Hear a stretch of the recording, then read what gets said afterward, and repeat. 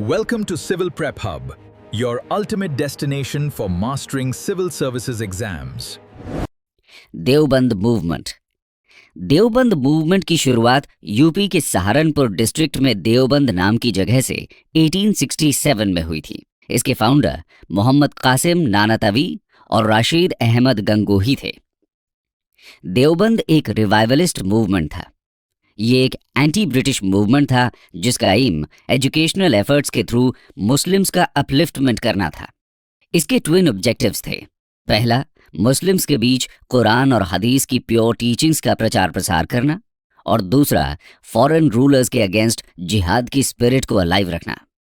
लेकिन अलीगढ़ मूवमेंट की तरह ये वेस्टर्न एजुकेशन को प्रमोट नहीं करता, बल्कि ट्रेडिशनल इस्लामिक टीचिंग्स पर फोकस करता है। इसके अलावा दोस्तों और भी बहुत सारे एसोसिएशंस फॉर्म किए गए थे, जैसे कि प्रार्थना समाज, वेदा समाज, विडो रीमैरिज एसोसिएशन एटसेट्रा। सभी का एम किसी न किसी रूप में समाज में सुधार लाना ही था। दोस्तों, आंदोलन के उदाहरण जानने के बाद अब इनके प्रभाव को भी समझ लेते हैं। Impacts of reform movements.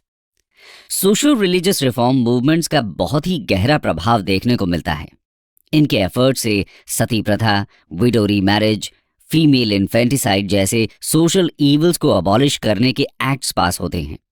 समाज में रीजन और रैशनैलिटी का प्रसार होता है। साथ ही इनके द्वारा बहुत से स्कूल्स और कॉलेजेस खोले गए थे, जिससे मॉडर्न एजुकेशन का स्प्रेड और ज्यादा इंडिया में होता है। इसके अलावा रिफॉर्म मूवमेंट्स का सबसे बड़ा प्रभाव नेशनल मूवमेंट पर देखने को मिलता है। सोशल रिलीजियस रिफॉर्म मूवमेंट्स के प्रयासों से इंडिया में नेशनलिज्म प्रमोट होता है। लोग एक बार फिर से अपने कल्चर और सिविलाइजेशन पर गर्व करने लगते हैं। ये लोग इंडियन कल्चरल ट्रेडिशंस पर हो रहे ब्रिटिश क्रिटिसिज्म का मुंह तोड़ जवाब देते हैं, जिसकी वजह से इंडियंस में कॉन्फिडेंस डेवलप होता है और नेशनलिज्म की फीलिंग और स्ट्रांग होती है। दोस्तों, ये तो बात हुई इनके अचीवमेंट्स की, लेकिन रिफॉर्म मूवमेंट्स पूरी तरह सफल नहीं होते। कहने का मतलब यह है कि इनके प्रभाव में कुछ लिमिटेशंस रह जाती हैं। Limitations of reform movements. Social religious reform movements की सबसे बड़ी लिमिटेशन ये थी कि इनका सोशल बेस बहुत ही नैरो रहता है। मेनली ये एजुकेटेड और अर्बन मिडिल क्लासेस को ही अपने साथ जोड़ पाते हैं, जबकि रूरल मासेस और अर्बन पुअर इनके प्रभाव से ज्यादातर बाहर ही रह जाते हैं। इसके अलावा रिफॉर्मर्स की पास्ट की ग्रेटनेस को अपील करने की टेंडेंसी और स्क्रिप्चरल अथॉरिटी पर रिलाय करना स्यूडो साइंटिफिक थिंकिंग को भी जन्म देता है। साथ ही हिंदूज, मुस्लिम्स, सिख्स और पारसीज को भी अलग अलग सेक्शंस में डिवाइड करने का काम करता है। बहुत से हिंदू रिफॉर्मर्स एंशिएंट पीरियड को प्रेज करते हैं और मिडीवल पीरियड को पूरी तरह डेकेडेंस का युग बता देते हैं। इससे इनडायरेक्टली मुस्लिम्स एलियनेट महसूस करते हैं और कम्युनल टेंडेंसीज को भी बढ़ावा मिलता है। कंक्लूजन। दोस्तों, हम कह सकते हैं कि सोशल रिलीजियस रिफॉर्म मूवमेंट्स पूरी तरह समाज को मॉडर्न या रैशनल तो नहीं बना पाते, लेकिन फिर भी ये एक करेजियस कोशिश जरूर थी उस समय के लीडर्स की, जो अपने ही समाज के अगेंस्ट खड़े होकर उन्हें आईना दिखाने का साहसिक काम करते हैं। लिमिटेड ही सही, लेकिन इनका इम्पैक्ट तो इंडियन सोसाइटी पर हुआ था। इसके अलावा नेशनलिज्म को प्रमोट करके इन्होंने आगे होने वाले नेशनल मूवमेंट को भी स्ट्रांग बनाने का काम किया था। 19th सेंचुरी के सोशल रिलीजियस रिफॉर्म मूवमेंट्स की वजह से ही इंडिया मॉडर्न नेशन बनने की राह पर अग्रसर होता है। Lower caste movements. दोस्तों, 19th सेंचुरी में इंडिया में सोशल रिलीजियस रिफॉर्म्स के लिए बहुत सारे ऑर्गेनाइजेशंस फॉर्म किए गए थे, जैसे कि ब्रह्मो समाज, आर्य समाज, यंग बंगाल मूवमेंट, प्रार्थना समाज एटसेट्रा। लेकिन इनके ज्यादातर leaders upper caste Hindu community को बिलोंग करते थे। इन लोगों ने कास्ट डिस्क्रिमिनेशन के अगेंस्ट आवाज जरूर उठाई थी और अनटचेबिलिटी को भी काफी कंडेम किया था। इसके बावजूद कास्ट डिस्क्रिमिनेशन को रोकने या अनटचेबल्स की कंडीशन में सुधार लाने में इन्हें बहुत ज्यादा सफलता नहीं मिली थी। साथ ही 19th और 20th सेंचुरीज में कुछ ऐसे सर्कमस्टेंसेस बनते हैं जिनकी वजह से लोअर कास्ट्स में क्लास कॉन्शियसनेस डेवलप होने लगती है। इसके बाद ये लोग खुद कास्ट इक्वालिटी के लिए संघर्ष शुरू करते हैं। ब्रिटिशर्स की डिवाइड एंड रूल की पॉलिसी, वेस्टर्न एजुकेशन सिस्टम की growth, common Indian penal code और कोड ऑफ क्रिमिनल प्रोसीजर का इंट्रोडक्शन, रेलवे नेटवर्क का एक्सटेंशन, मॉडर्न पॉलिटिकल थॉट की पॉपुलैरिटी जो इक्वालिटी और सोशल इगैलिटेरियनिज्म पर बेस्ड था, कुछ ऐसे कारण थे जिनकी वजह से कास्ट सिस्टम को डिफेंड करना मुश्किल होता जा रहा था। ऐसी सिचुएशन में लोअर कास्ट के कुछ लीडर्स सामने आते हैं और खुद ही मूवमेंट की शुरुआत करते हैं। इनके बारे में बात करने से पहले ये समझना जरूरी है कि आखिर लोअर कास्ट पीपल को आंदोलन करने की जरूरत भी क्यों पड़ती है। Causes of lower caste movements. दोस्तों, लोअर कास्ट से यहां हमारा मतलब उन कास्ट से है जिन्हें अनटचेबल्स कहा जाता था। इन्हें वर्ण सिस्टम से बाहर रखा जाता था। इसमें ज्यादातर मीनियल जॉब्स करने वाले लोग जैसे leather workers, Gardner's, sweepers etcetera आते थे। इंडियन सोसाइटी में इन लोगों के साथ बहुत ही इनह्यूमेन व्यवहार किया जाता था। अपर कास्ट लोगों का मानना था कि इनके स्पर्श से ही इंसान पोल्यूटेड हो सकता है, इसलिए इन्हें ना तो मेन स्ट्रीम कम्युनिटी के साथ रहने दिया जाता था और ना ही ये लोग मेन सड़क, पब्लिक वेल्स, टेम्पल्स आदि का यूज कर सकते थे। इसके अलावा इन्हें किसी भी तरह के राइट्स भी नहीं दिए जाते थे। इसके ऊपर से अपर कास्ट के लोग इनका शोषण करते थे। इन्हें बहुत ही अपमानजनक शब्दों से बुलाया जाता था। इनके साथ कोई भी अच्छे से बात करने के लिए तैयार नहीं होता था। इनके साथ खाना या पीना तो बहुत दूर की बात थी। इनका दिखना भी अशुभ माना जाता था।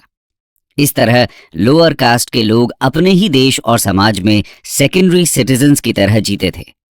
इनकी बस्तियां गांव से बाहर होती थीं, लेकिन ब्रिटिश रूल के साथ जब मॉडर्न एजुकेशन भी इंडिया में आती है तो सिचुएशन बदलना शुरू करती है। शुरुआत में क्रिश्चियन मिशनरीज इन्हें कन्वर्ट करने के लालच में एजुकेशन देना शुरू करते हैं।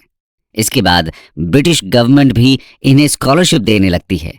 इसके पीछे उनका मकसद जरूर डिवाइड एंड रूल था, लेकिन इससे अनटचेबल कम्युनिटी को फायदा जरूर होता है।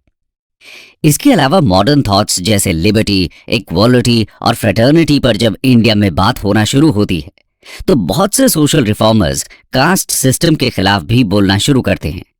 इससे लोअर कास्ट के लोगों में धीरे धीरे अवेकनिंग आना शुरू हो जाती है।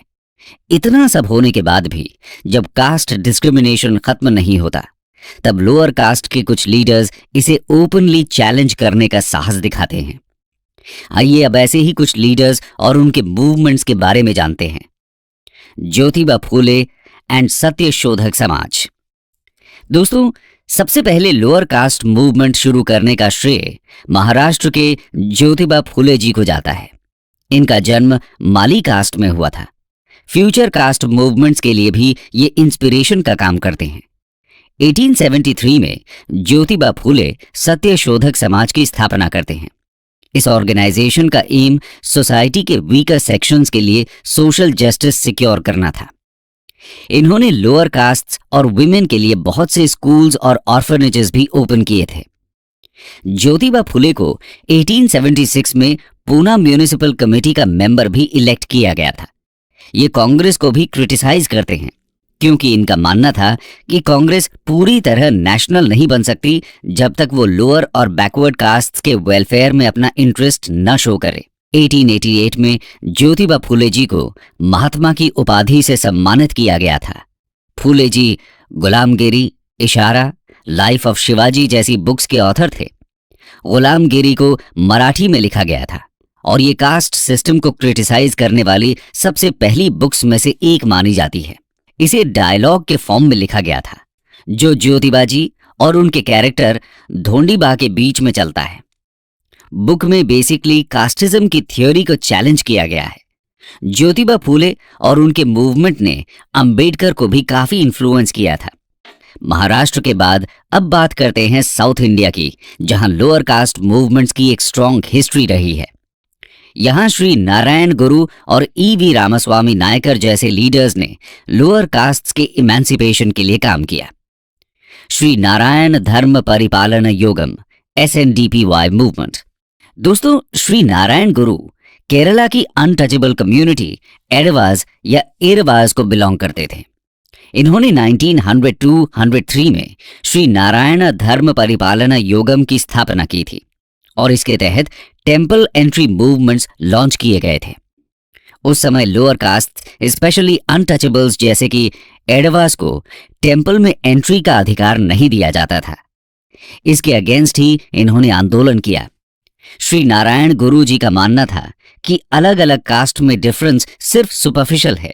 जैसे एक ही ट्री की सभी लीव्स का जूस एक जैसा ही होता है, वैसे ही अलग अलग कास्ट को बिलोंग करने वाले भी एक ही ईश्वर की संतान हैं और इसीलिए एक समान ही हैं। इसी पर उन्होंने नारा दिया था, one religion, one cast and one God for Mankind. Narayan गुरु और उनके साथियों ने एरवाज के अपलिफ्टमेंट के लिए 2 पॉइंट प्रोग्राम लॉन्च किया था। इसमें पहला पॉइंट ये था कि ये अपनी कास्ट से नीचे की कास्ट के प्रति अनटचेबिलिटी की प्रैक्टिस को छोड़ देंगे और दूसरे पॉइंट के तहत नारायण गुरु बहुत से टेम्पल्स बनाते हैं जो सभी कास्ट्स के लिए ओपन रखे जाते हैं। इसके साथ ही वो मैरिज, वर्शिप और फ्यूनरल से रिलेटेड रिचुअल्स को भी सिंपल बनाते हैं। नारायण गुरु अनटचेबल ग्रुप्स के ट्रांसफॉर्मेशन में काफी हद तक सफल रहते हैं। अब बात करते हैं साउथ इंडिया के ही एक दूसरे कास्ट मूवमेंट की, जस्टिस पार्टी। दोस्तों, 20 नवंबर 1916 को मद्रास के लीडिंग नॉन ब्राह्मण citizens south Indian liberal federation की स्थापना करते हैं। इसमें डॉक्टर टी.एम. नायर, श्री पिट्टी थियागराजा चेतियार और पणगल के राजा शामिल थे। इस ऑर्गेनाइजेशन को जस्टिस पार्टी के नाम से भी जाना जाता है। ये लोग नॉन ब्राह्मण मैनिफेस्टो नाम से एक जॉइंट डिक्लेरेशन इशू करते हैं जिसमें गवर्नमेंट जॉब्स में नॉन ब्राह्मण्स के लिए रिजर्वेशन की डिमांड रखी जाती है। 1920 में जब मद्रास लेजिस्लेटिव काउंसिल के इलेक्शंस होते हैं तब इनकी पार्टी पावर में आती है। आगे जाकर justice party EV Ramaswamy Naicker की लीडरशिप में काम करने लगती है और वो इसे एक नई दिशा दिखाते हैं। EV Ramaswamy Naicker and self respect movement. दोस्तों, एंटी ब्राह्मण मूवमेंट में एक बड़ा नाम आता है सेल्फ रिस्पेक्ट मूवमेंट का। इसे ईवी रामास्वामी नायकर ने शुरू किया था, जिन्हें पेरियार यानी कि ग्रेट सोल के नाम से जाना जाता है। नायकर पहले कांग्रेस के मेंबर हुआ करते थे। इन्होंने नॉन कोऑपरेशन मूवमेंट में भी पार्टिसिपेट किया था, लेकिन सोशल जस्टिस और नॉन ब्राह्मण्स के रिप्रेजेंटेशन के इशू पर कांग्रेस के साथ इनका मतभेद हो जाता है और ये कांग्रेस छोड़कर 1925 में सेल्फ रिस्पेक्ट मूवमेंट लॉन्च करते हैं। इस मूवमेंट का एम नॉन ब्राह्मण्स में अवेकनिंग पैदा करना था। इन्होंने अपना जर्नल कोडियारसू भी निकाला था। जर्नल और मूवमेंट के द्वारा ये बिना ब्राह्मण प्रीस्ट के वेडिंग्स करना, जबरदस्ती टेम्पल में एंट्री करना और मनुस्मृति को जलाने जैसी एक्टिविटीज को प्रमोट करते हैं। In fact Periyar south India specially Tamil Nadu के सभी नॉन ब्राह्मण्स के लिए एक अम्ब्रेला मूवमेंट प्रोवाइड करने की कोशिश करते हैं। 1937 के बाद जस्टिस पार्टी की लीडरशिप इनके हाथों में आ जाती है और इन्हें लगता है कि इलेक्टोरल पॉलिटिक्स छोड़कर पार्टी को नॉन ब्राह्मण मूवमेंट से एक रिफॉर्मिस्ट मूवमेंट में चेंज करने की जरूरत है। इसी सोच के साथ 1944 में सेलम कॉन्फ्रेंस में पार्टी का नाम बदलकर द्रविडार करगम कर दिया जाता है और फिर ये रिफॉर्म्स की राह पर चल देते हैं। हालांकि सितंबर 1949 में ये पार्टी स्प्लिट हो जाती है और अन्नादुराई की लीडरशिप में द्रविड़ मुनेत्र कड़गम यानी डीएमके की फॉर्मेशन होती है, जो एक बार फिर से इलेक्टोरल पॉलिटिक्स ज्वाइन करती है और 1967 में तमिलनाडु में पहली बार डीएमके गवर्नमेंट बनती है और अन्नादुराई सीएम इलेक्ट होते हैं। दोस्तों, नायकर हिंदुइज्म की भी कड़ी आलोचना करते हैं और हिंदू रिलीजन को ब्राह्मणिकल कंट्रोल का एक इंस्ट्रूमेंट कहते हैं। वो मनु के लॉज को इनह्यूमन बताते हैं और पुराणास को फेरी टेल्स।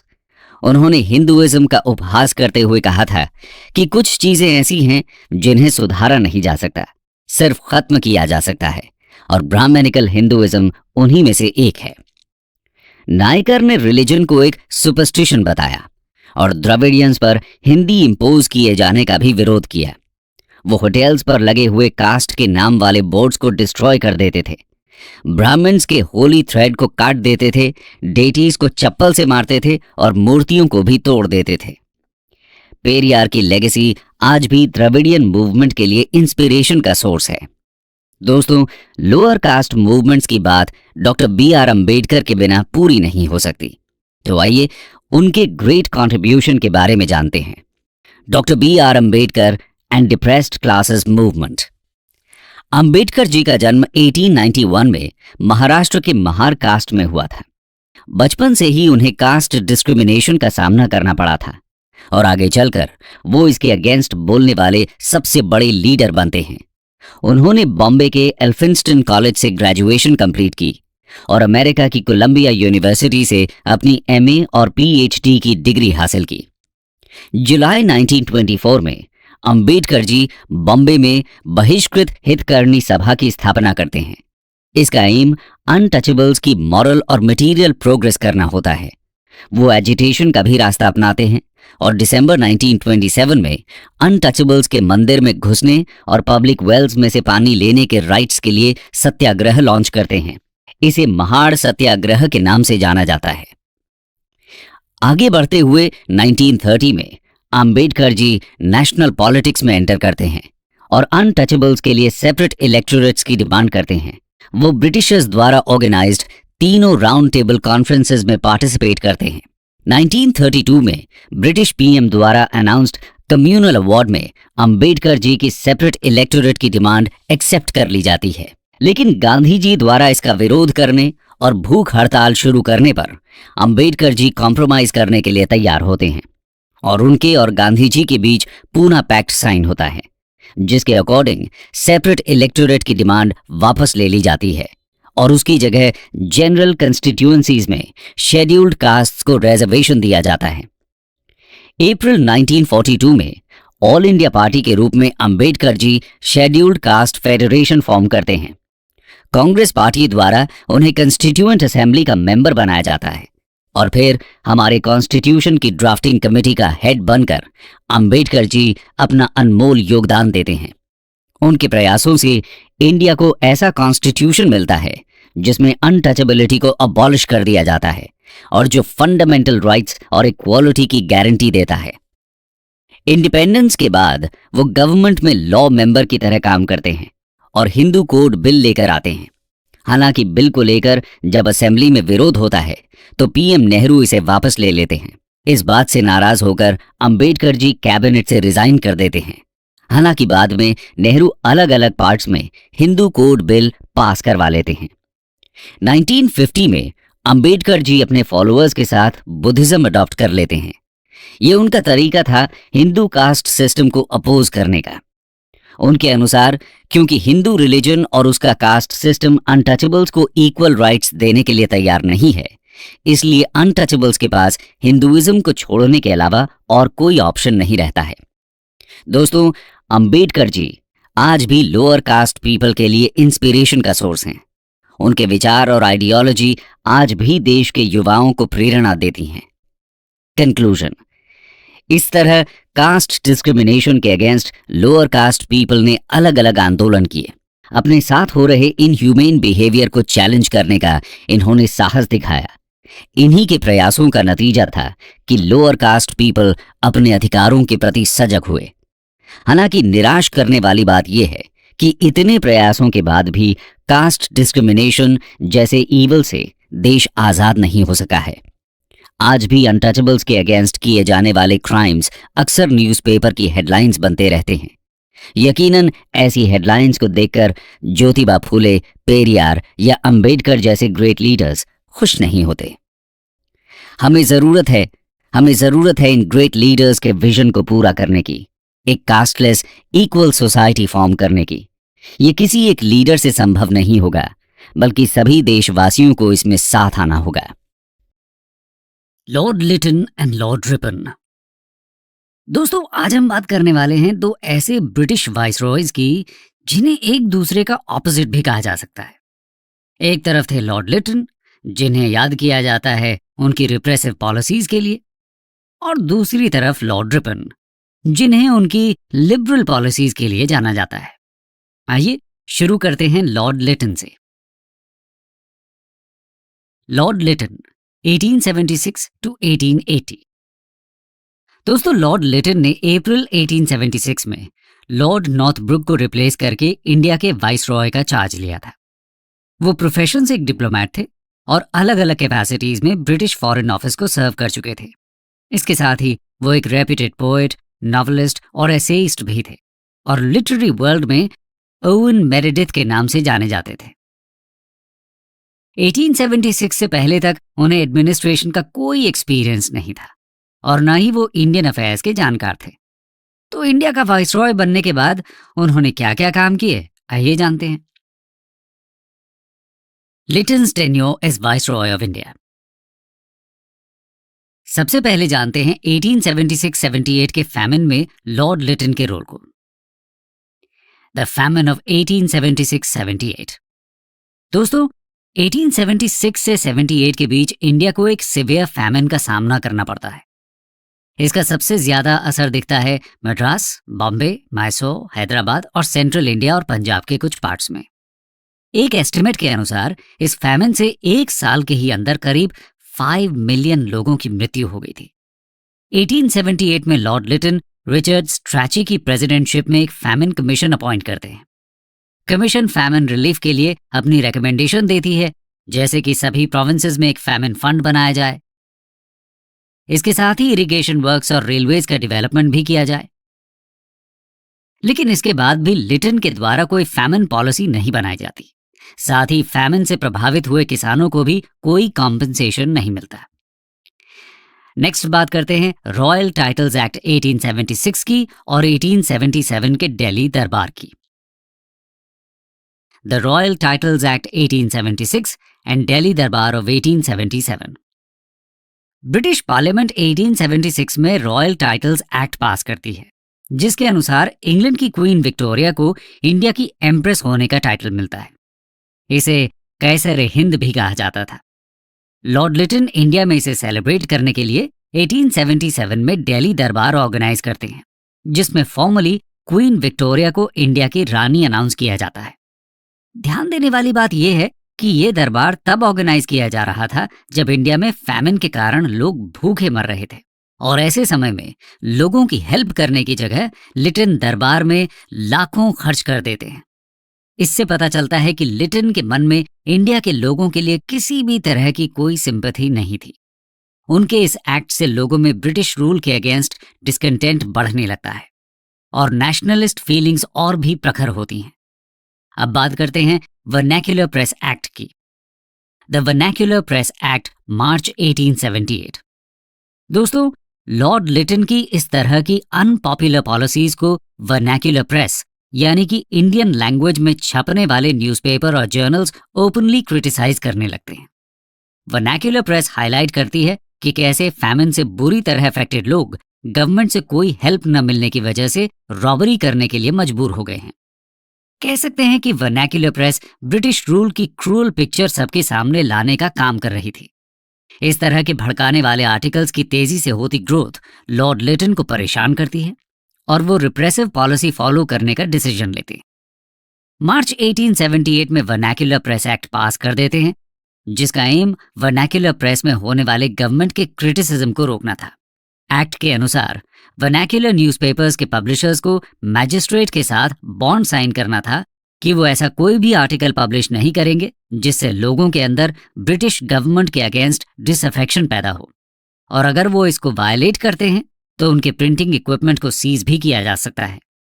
मैजिस्ट्रेट के एक्शन के अगेंस्ट कोर्ट में कोई अपील भी नहीं की जा सकती थी। इस एक्ट के थ्रू लॉर्ड लिटन ने फ्रीडम ऑफ स्पीच के राइट को छीन लिया था, और सबसे बड़ी बात थी कि यह सिर्फ वर्नैक्युलर प्रेस के लिए ही था।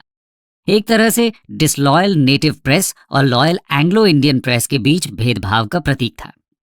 इस तरह के डिस्क्रिमिनेशन से लोगों को समझ आने लग गया कि ब्रिटिशर्स की theory of white man's burden बस एक दिखावा है। वर्नैक्युलर प्रेस एक्ट से बचने के लिए अमृत बाजार पत्रिका खुद को रातों रात इंग्लिश पब्लिकेशन बना लेती है।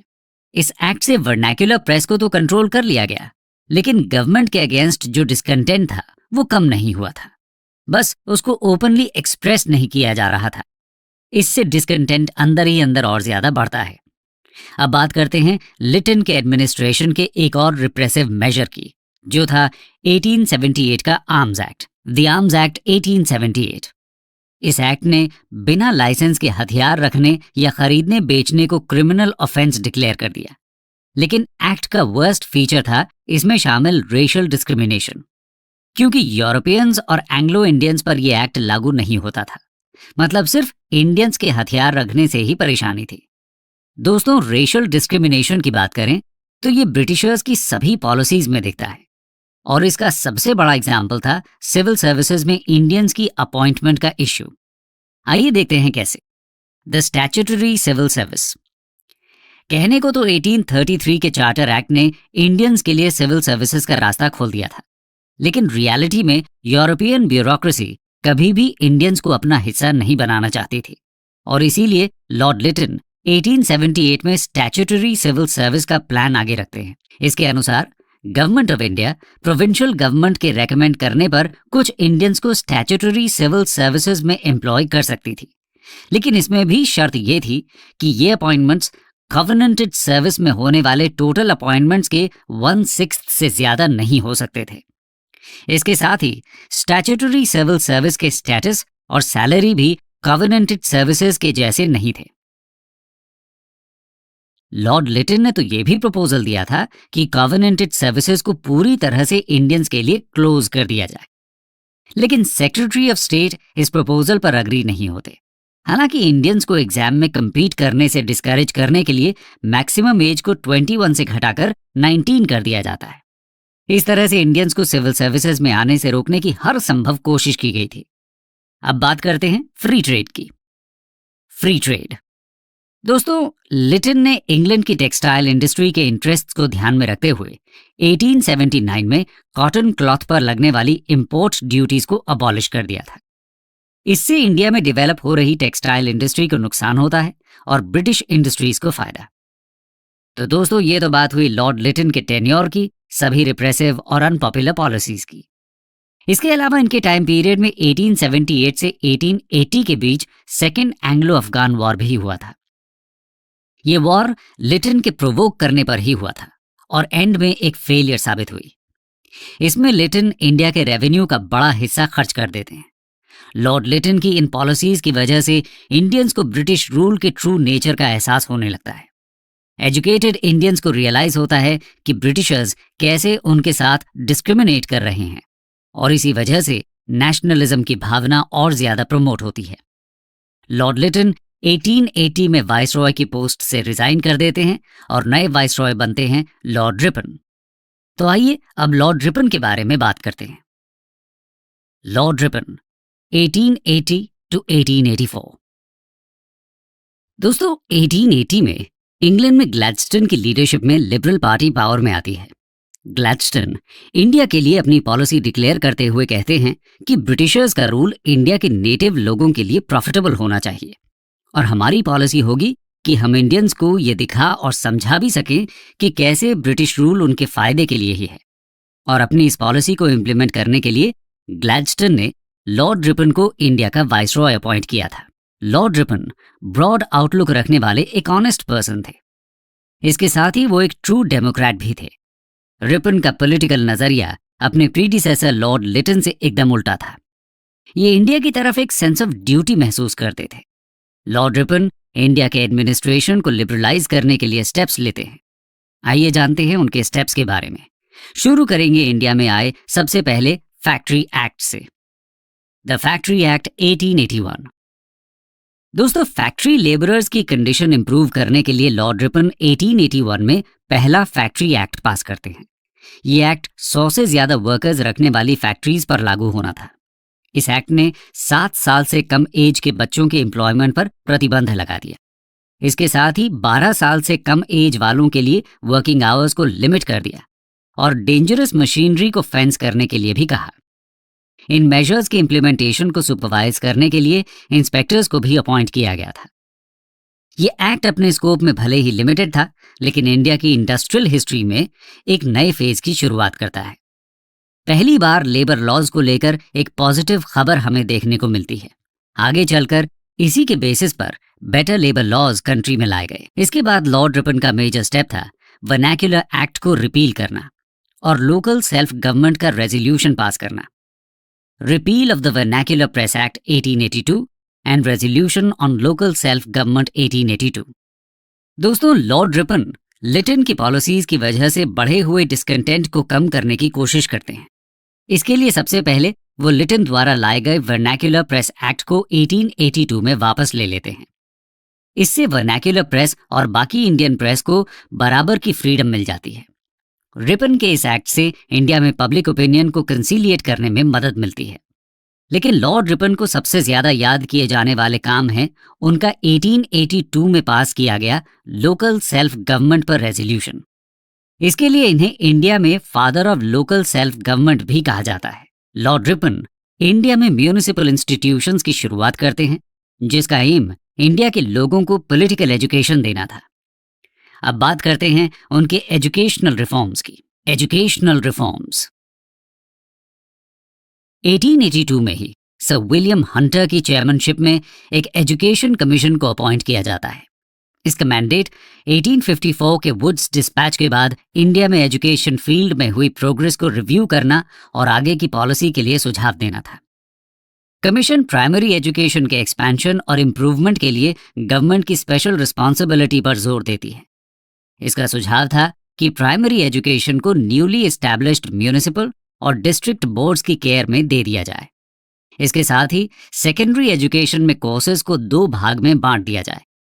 पहला लिटरेरी एजुकेशन, जो यूनिवर्सिटी के एंट्रेंस एग्जाम्स के लिए स्टूडेंट्स को तैयार करे, और दूसरा प्रैक्टिकल कोर्स होना चाहिए जो कमर्शियल और वोकेशनल करियर के लिए तैयार करता हो। इसके अलावा कमीशन ग्रांट्स इन एड के सिस्टम को सेकेंडरी और हायर एजुकेशन तक एक्सटेंड करने का सुझाव भी देती है। कमीशन ने फीमेल एजुकेशन को स्प्रेड करने के लिए भी सजेशन दिए थे। कमीशन के ज्यादातर सुझावों को गवर्नमेंट एक्सेप्ट कर लेती है।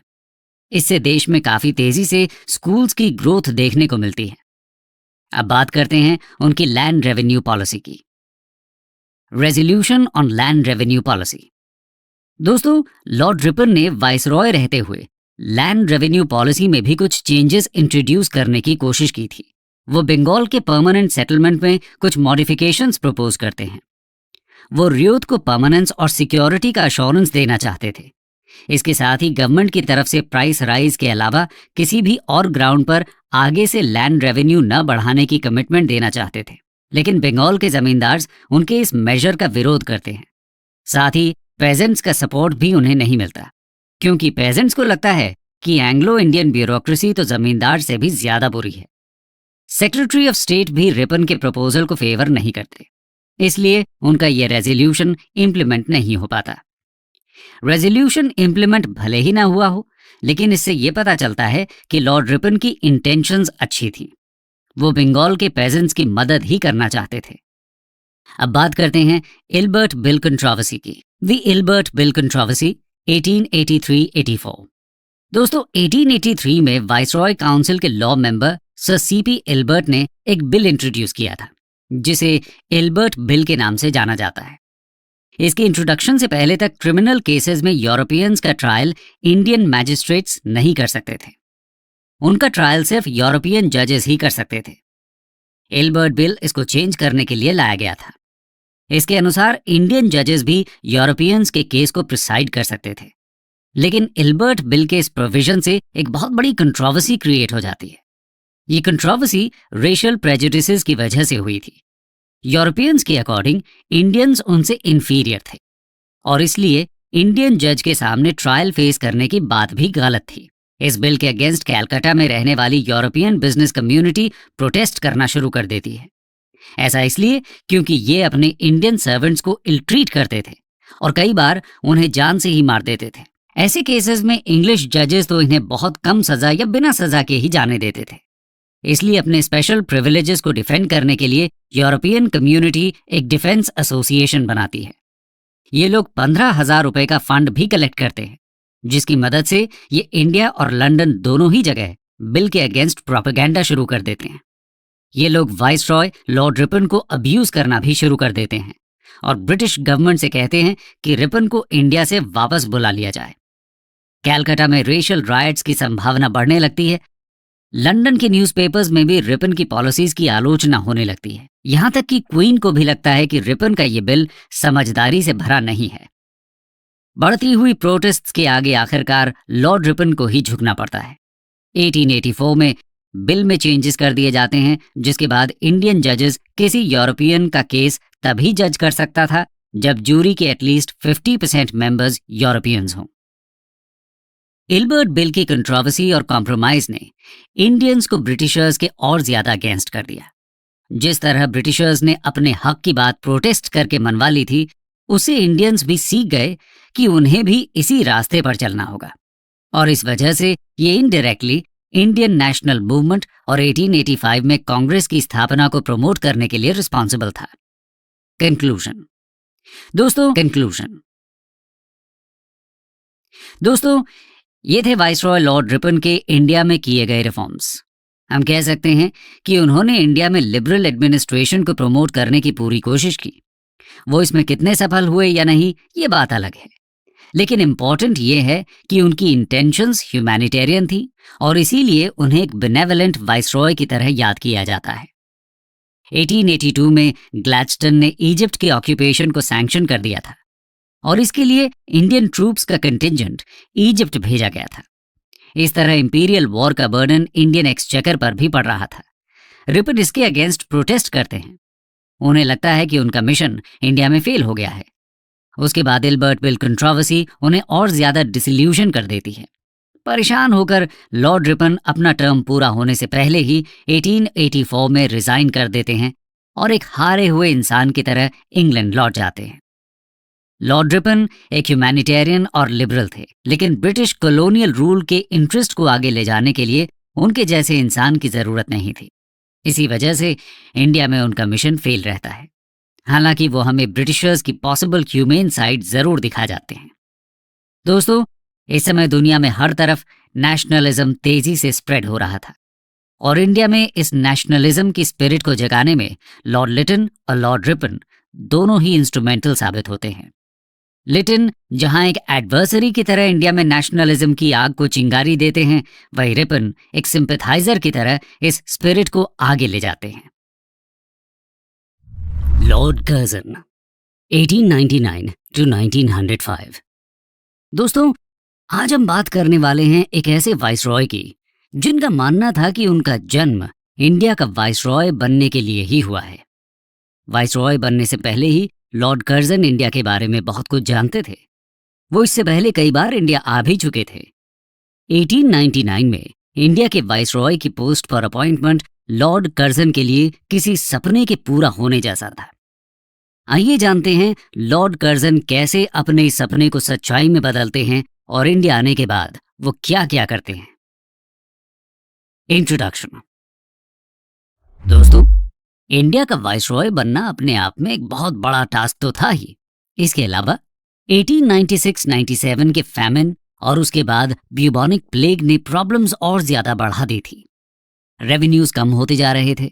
इसके साथ ही एडमिनिस्ट्रेटिव मशीनरी को भी समय के साथ बदलने की जरूरत महसूस हो रही थी और ब्रिटिशर्स के लिए इससे भी ज्यादा गंभीर समस्या थी उस समय के इंडिया का पॉलिटिकल क्लाइमेट, क्योंकि इंडियंस में अवेयरनेस आ रही थी और वो अब ब्रिटिशर्स से ये सवाल करने लग गए थे कि उन्हें इंडिया पर रूल करने का अधिकार आखिर किसने दिया। ऐसी सिचुएशन में इंडिया में अपने टास्क का एक बहुत clear cut conception Lord Curzon के दिमाग में था। वो पूरी तरह कन्विंस्ड थे कि एडमिनिस्ट्रेटिव मशीनरी को तुरंत ही एक थरो रिफॉर्म की जरूरत थी। शायद ही गवर्नमेंट का ऐसा कोई डिपार्टमेंट या ब्रांच हो जिसमें लॉर्ड कर्जन ने कोई रिफॉर्म ना किया हो। तो आइए जानते हैं उनके रिफॉर्म्स के बारे में। सबसे पहले बात करते हैं उनके पुलिस रिफॉर्म्स की। Police reforms. दोस्तों, रिफॉर्म्स के लिए कर्जन का मेथड था एक एक्सपर्ट कमीशन को अपॉइंट करना। ये कमीशन डिपार्टमेंट की वर्किंग की पूरी जांच करती थी और फिर इसकी रिपोर्ट के आधार पर जरूरी रिफॉर्म्स के लिए कानून बना दिया जाता था। 1902 में सर एंड्रू फ्रेजर की अध्यक्षता में पुलिस कमीशन को अपॉइंट किया जाता है। कमीशन अपनी रिपोर्ट 1903 में सबमिट करती है, जिसमें पुलिस फोर्स के इम्प्रूवमेंट के लिए कई सारे सुझाव दिए गए थे, जैसे कि सभी रैंक्स की सैलरी इंक्रीज करना, सभी प्रोविंसेस में पुलिस फोर्स की स्ट्रेंथ को बढ़ाना, ऑफिसर्स और कांस्टेबल्स दोनों के लिए ही ट्रेनिंग स्कूल्स खोलना, हायर रैंक्स के लिए प्रमोशन की जगह डायरेक्ट रिक्रूटमेंट करना, प्रोविंशियल पुलिस सर्विस को सेटअप करना, central department of criminal intelligence को क्रिएट करना, एटसेट्रा एटसेट्रा। कमीशन के ज्यादातर सुझावों को एक्सेप्ट करके इम्प्लीमेंट कर दिया जाता है। ये तो बात हुई पुलिस रिफॉर्म्स की। आइए अब बात करते हैं कर्जन के एजुकेशनल रिफॉर्म्स की। Educational reforms. दोस्तों, लॉर्ड कर्जन का मानना था कि इंडिया में एजुकेशनल इंस्टीट्यूशंस पॉलिटिकल रेवोल्यूशनरीज को जन्म देने वाली फैक्ट्रीज बन गई हैं। इसके साथ ही एजुकेशन सिस्टम के खराब होते स्टैंडर्ड्स और उसमें बढ़ते इनडिसिप्लिन ने कर्जन को परेशान किया हुआ था। इसलिए 1902 में वो यूनिवर्सिटी कमीशन को अपॉइंट करते हैं। कमीशन की रिकमेंडेशंस के आधार पर 1904 में इंडियन यूनिवर्सिटीज एक्ट पास किया जाता है। इस एक्ट के द्वारा यूनिवर्सिटीज के ऊपर गवर्नमेंट कंट्रोल को बढ़ा दिया गया था। एजुकेटेड इंडियंस ने कमीशन की रिपोर्ट और इस एक्ट का काफी विरोध भी किया था। इस तरह लॉर्ड कर्जन कोशिश करते हैं कि एजुकेशन सिस्टम को इंडियन नेशनलिज्म को सपोर्ट करने से रोका जाए, लेकिन तब तक शायद देर हो चुकी थी। नेशनलिज्म का जिन चिराग से बाहर आ चुका था और यूनिवर्सिटीज पर कंट्रोल कर लेने से उसको चिराग में वापस नहीं भेजा जा सकता था, बल्कि इस एक्ट ने तो आग में घी डालने का ही काम किया। स्टूडेंट्स और उनके नेशनलिज्म की मिसाल हम अगले वीडियो में स्वदेशी मूवमेंट में देखेंगे। अब बात करते हैं कर्जन के इकोनॉमिक रिफॉर्म्स की। Economic reforms. दोस्तों, लॉर्ड कर्जन के इकोनॉमिक रिफॉर्म्स में आते हैं उनके famine, land revenue, irrigation, agriculture, railways, taxation और करेंसी एटसेट्रा से रिलेटेड लेजिस्लेशंस। आइए एक एक करके इनके बारे में जानते हैं। फैमिन्स। सबसे पहले बात करते हैं फैमिन्स की। 1899-1900 में फैमिन से साउथ, सेंट्रल और वेस्टर्न इंडिया का एक बड़ा हिस्सा प्रभावित हुआ था। इस दौरान लॉर्ड कर्जन ने अकाल से प्रभावित लोगों की हर संभव मदद की थी। हम कह सकते हैं कि ये पहले ऐसे वाइसरॉय थे जिन्होंने फैमिन की समस्या को ह्यूमेन टच के साथ टैकल करने की कोशिश की थी। कल्टीवेटर्स को रेवेन्यू पेमेंट से भी एग्जेम्प्ट कर दिया गया था और फैमिन खत्म होने के बाद 1901 में सर एंटनी मैकडॉनल्ड की प्रेसिडेंसी में फैमिन कमीशन अपॉइंट की गई थी। इसका काम था फैमिन के समय लिए गए मेजर्स की जांच करना कि ये मेजर्स कितने प्रभावी रहे और आगे फैमिन की सिचुएशन को किस तरह बेटर हैंडल किया जा सकता है। कमीशन 1901 में ही अपनी रिपोर्ट सबमिट कर देती है। कमीशन का कहना था कि फैमिन के समय जो रिलीफ डिस्ट्रीब्यूट की गई थी वो बहुत ज्यादा थी। इसके साथ ही ऐसे मेजर्स पर जरूरत से ज्यादा एम्फेसिस किया गया था जिनकी जरूरत ही नहीं थी। कमीशन एबल बॉडीड पर्सन के लिए टास्क फोर्स से पेमेंट करने का सुझाव देती है। साथ ही फॉडर फैमिन से डील करने के लिए रूल्स भी तैयार करती है। ये तो बात हुई लॉर्ड कर्जन के फैमिन रिलीफ मेजर्स की। आइए बात करते हैं उनके एग्रीकल्चर रिलेटेड रिफॉर्म्स की। Agriculture, land revenue and irrigation. Lord Curzon revenue administration को इंप्रूव करने के लिए 16 जनवरी 1902 को लैंड रेजोल्यूशन इंट्रोड्यूस करते हैं। इसमें लैंड रेवेन्यू के लिए 3 प्रिंसिपल्स फिक्स किए जाते हैं, जो थे, पहला कि रेवेन्यू को हमेशा ग्रेजुअली ही इंक्रीज किया जाएगा। दूसरा प्रिंसिपल था कि रेवेन्यू कलेक्ट करते समय एग्रीकल्चर को कोई नुकसान न हो, इसका पूरा ध्यान रखा जाए। और तीसरा था कि ड्राउट या और किसी मुश्किल के समय पेजेंट की तुरंत हेल्प की जाए। इरिगेशन रिलेटेड रिफॉर्म्स के लिए 1901 में सर कॉलिन स्कॉट मॉन्क्रिएफ की चेयरमैनशिप में कमीशन फॉर्म की जाती है। कमीशन आने वाले 20 सालों में इरिगेशन के ऊपर 4.5 करोड़ रुपीस अतिरिक्त खर्च करने का सुझाव देती है। कर्जन के समय में झेलम कनाल को कंप्लीट करने के साथ अपर झेलम और लोअर बड़ी दोआब कनाल्स का काम भी शुरू हो जाता है। इसके साथ ही 1904 में कोऑपरेटिव क्रेडिट सोसाइटीज एक्ट के द्वारा कल्टीवेटर्स के लिए सस्ते रेट्स पर लोन देने का प्रोविजन किया गया था। इंडियन एग्रीकल्चर और लाइव स्टॉक के इंप्रूवमेंट के लिए लॉर्ड कर्जन इंस्पेक्टर जनरल के अंडर इंपीरियल एग्रीकल्चर डिपार्टमेंट भी सेटअप करते हैं, जिसका काम कल्टीवेशन के साइंटिफिक मेथड्स को प्रमोट करना था। इस तरह लॉर्ड कर्जन इंडिया में एग्रीकल्चर और पेजेंट्स की कंडीशन को इंप्रूव करने की कोशिश करते हैं। एग्रीकल्चर रिफॉर्म्स के बाद आइए जानते हैं रेलवे रिलेटेड रिफॉर्म्स के बारे में। रेलवेज। दोस्तों, लॉर्ड डलहौजी द्वारा इंट्रोड्यूस किए जाने के बाद से ही रेलवेज का प्रचार प्रसार बहुत तेजी से इंडिया में हो रहा था। इसको और आगे ले जाने का काम करते हैं लॉर्ड कर्जन। कर्जन रेलवे के डेवलपमेंट पर खास ध्यान देते हैं। उनके समय में रेलवे की एग्जिस्टिंग लाइंस को इम्प्रूव किया जाता है और साथ ही नई लाइंस पर भी काम शुरू किया जाता है। रेलवे की वर्किंग और एडमिनिस्ट्रेशन पर एडवाइस देने के लिए इंग्लैंड से railway expert mister Thomas Robertson को बुलाया जाता है। रॉबर्टसन के अनुसार रेलवे की कंडीशन अनसैटिस्फैक्टरी थी और इसमें ऊपर से लेकर नीचे तक रिफॉर्म की जरूरत थी। ये कहते हैं कि रेलवे लाइंस को कमर्शियल एंटरप्राइजेस की तरह बिल्ड किया जाना चाहिए। इसके साथ ही रेलवे एडमिनिस्ट्रेशन से जुड़े सभी मैटर्स को देखने के लिए एक रेलवे बोर्ड सेटअप करने का सुझाव भी देते हैं। लॉर्ड कर्जन कमीशन की रिकमेंडेशंस को एक्सेप्ट कर लेते हैं और रेलवे का मैनेजमेंट, जिसे अभी तक पब्लिक वर्क्स डिपार्टमेंट देखता था, रेलवे बोर्ड को ट्रांसफर कर दिया जाता है। अब बात करते हैं टैक्सेशन और करेंसी रिलेटेड मेजर्स की। Currency and taxation.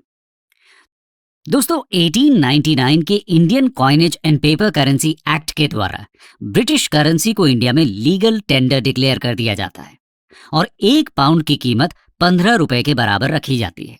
इसके साथ ही कर्जन सॉल्ट टैक्स का रेट भी कम करते हैं। 2.5 रुपीज पर मॉन्ड के रेट को कम करके 1.3 रुपीज पर मॉन्ड कर दिया जाता है। दोस्तों, ये थे लॉर्ड कर्जन के इंपॉर्टेंट इकोनॉमिक रिफॉर्म्स। अब हम जानते हैं उनके समय में होने वाले आर्मी रिफॉर्म्स के बारे में। Army reforms. लॉर्ड कर्जन के समय में हुए आर्मी के रीऑर्गेनाइजेशन का श्रेय जाता है लॉर्ड किचनर को। ये 1902 से लेकर 1908 तक इंडिया के कमांडर इन चीफ रहे थे। इंडियन आर्मी को 2 कमांड्स में डिवाइड कर दिया जाता है, नॉर्दर्न कमांड और सदर्न कमांड। नॉर्दर्न कमांड का हेडक्वार्टर मुरी में और सदर्न कमांड का हेडक्वार्टर्स पूना में था। आर्मी की हर डिवीजन में 3 ब्रिगेड्स बनाई जाती हैं, जिसमें 2 ब्रिगेड्स इंडियन बटालियन की और 1 ब्रिगेड इंग्लिश बटालियन की होती थी। इसके साथ ही ऑफिसर्स को ट्रेन करने के लिए क्वेटा में ट्रेनिंग कॉलेज भी सेटअप किया जाता है। ब्रिटिश ट्रूप्स को बेटर आर्म्स की सप्लाई शुरू होती है।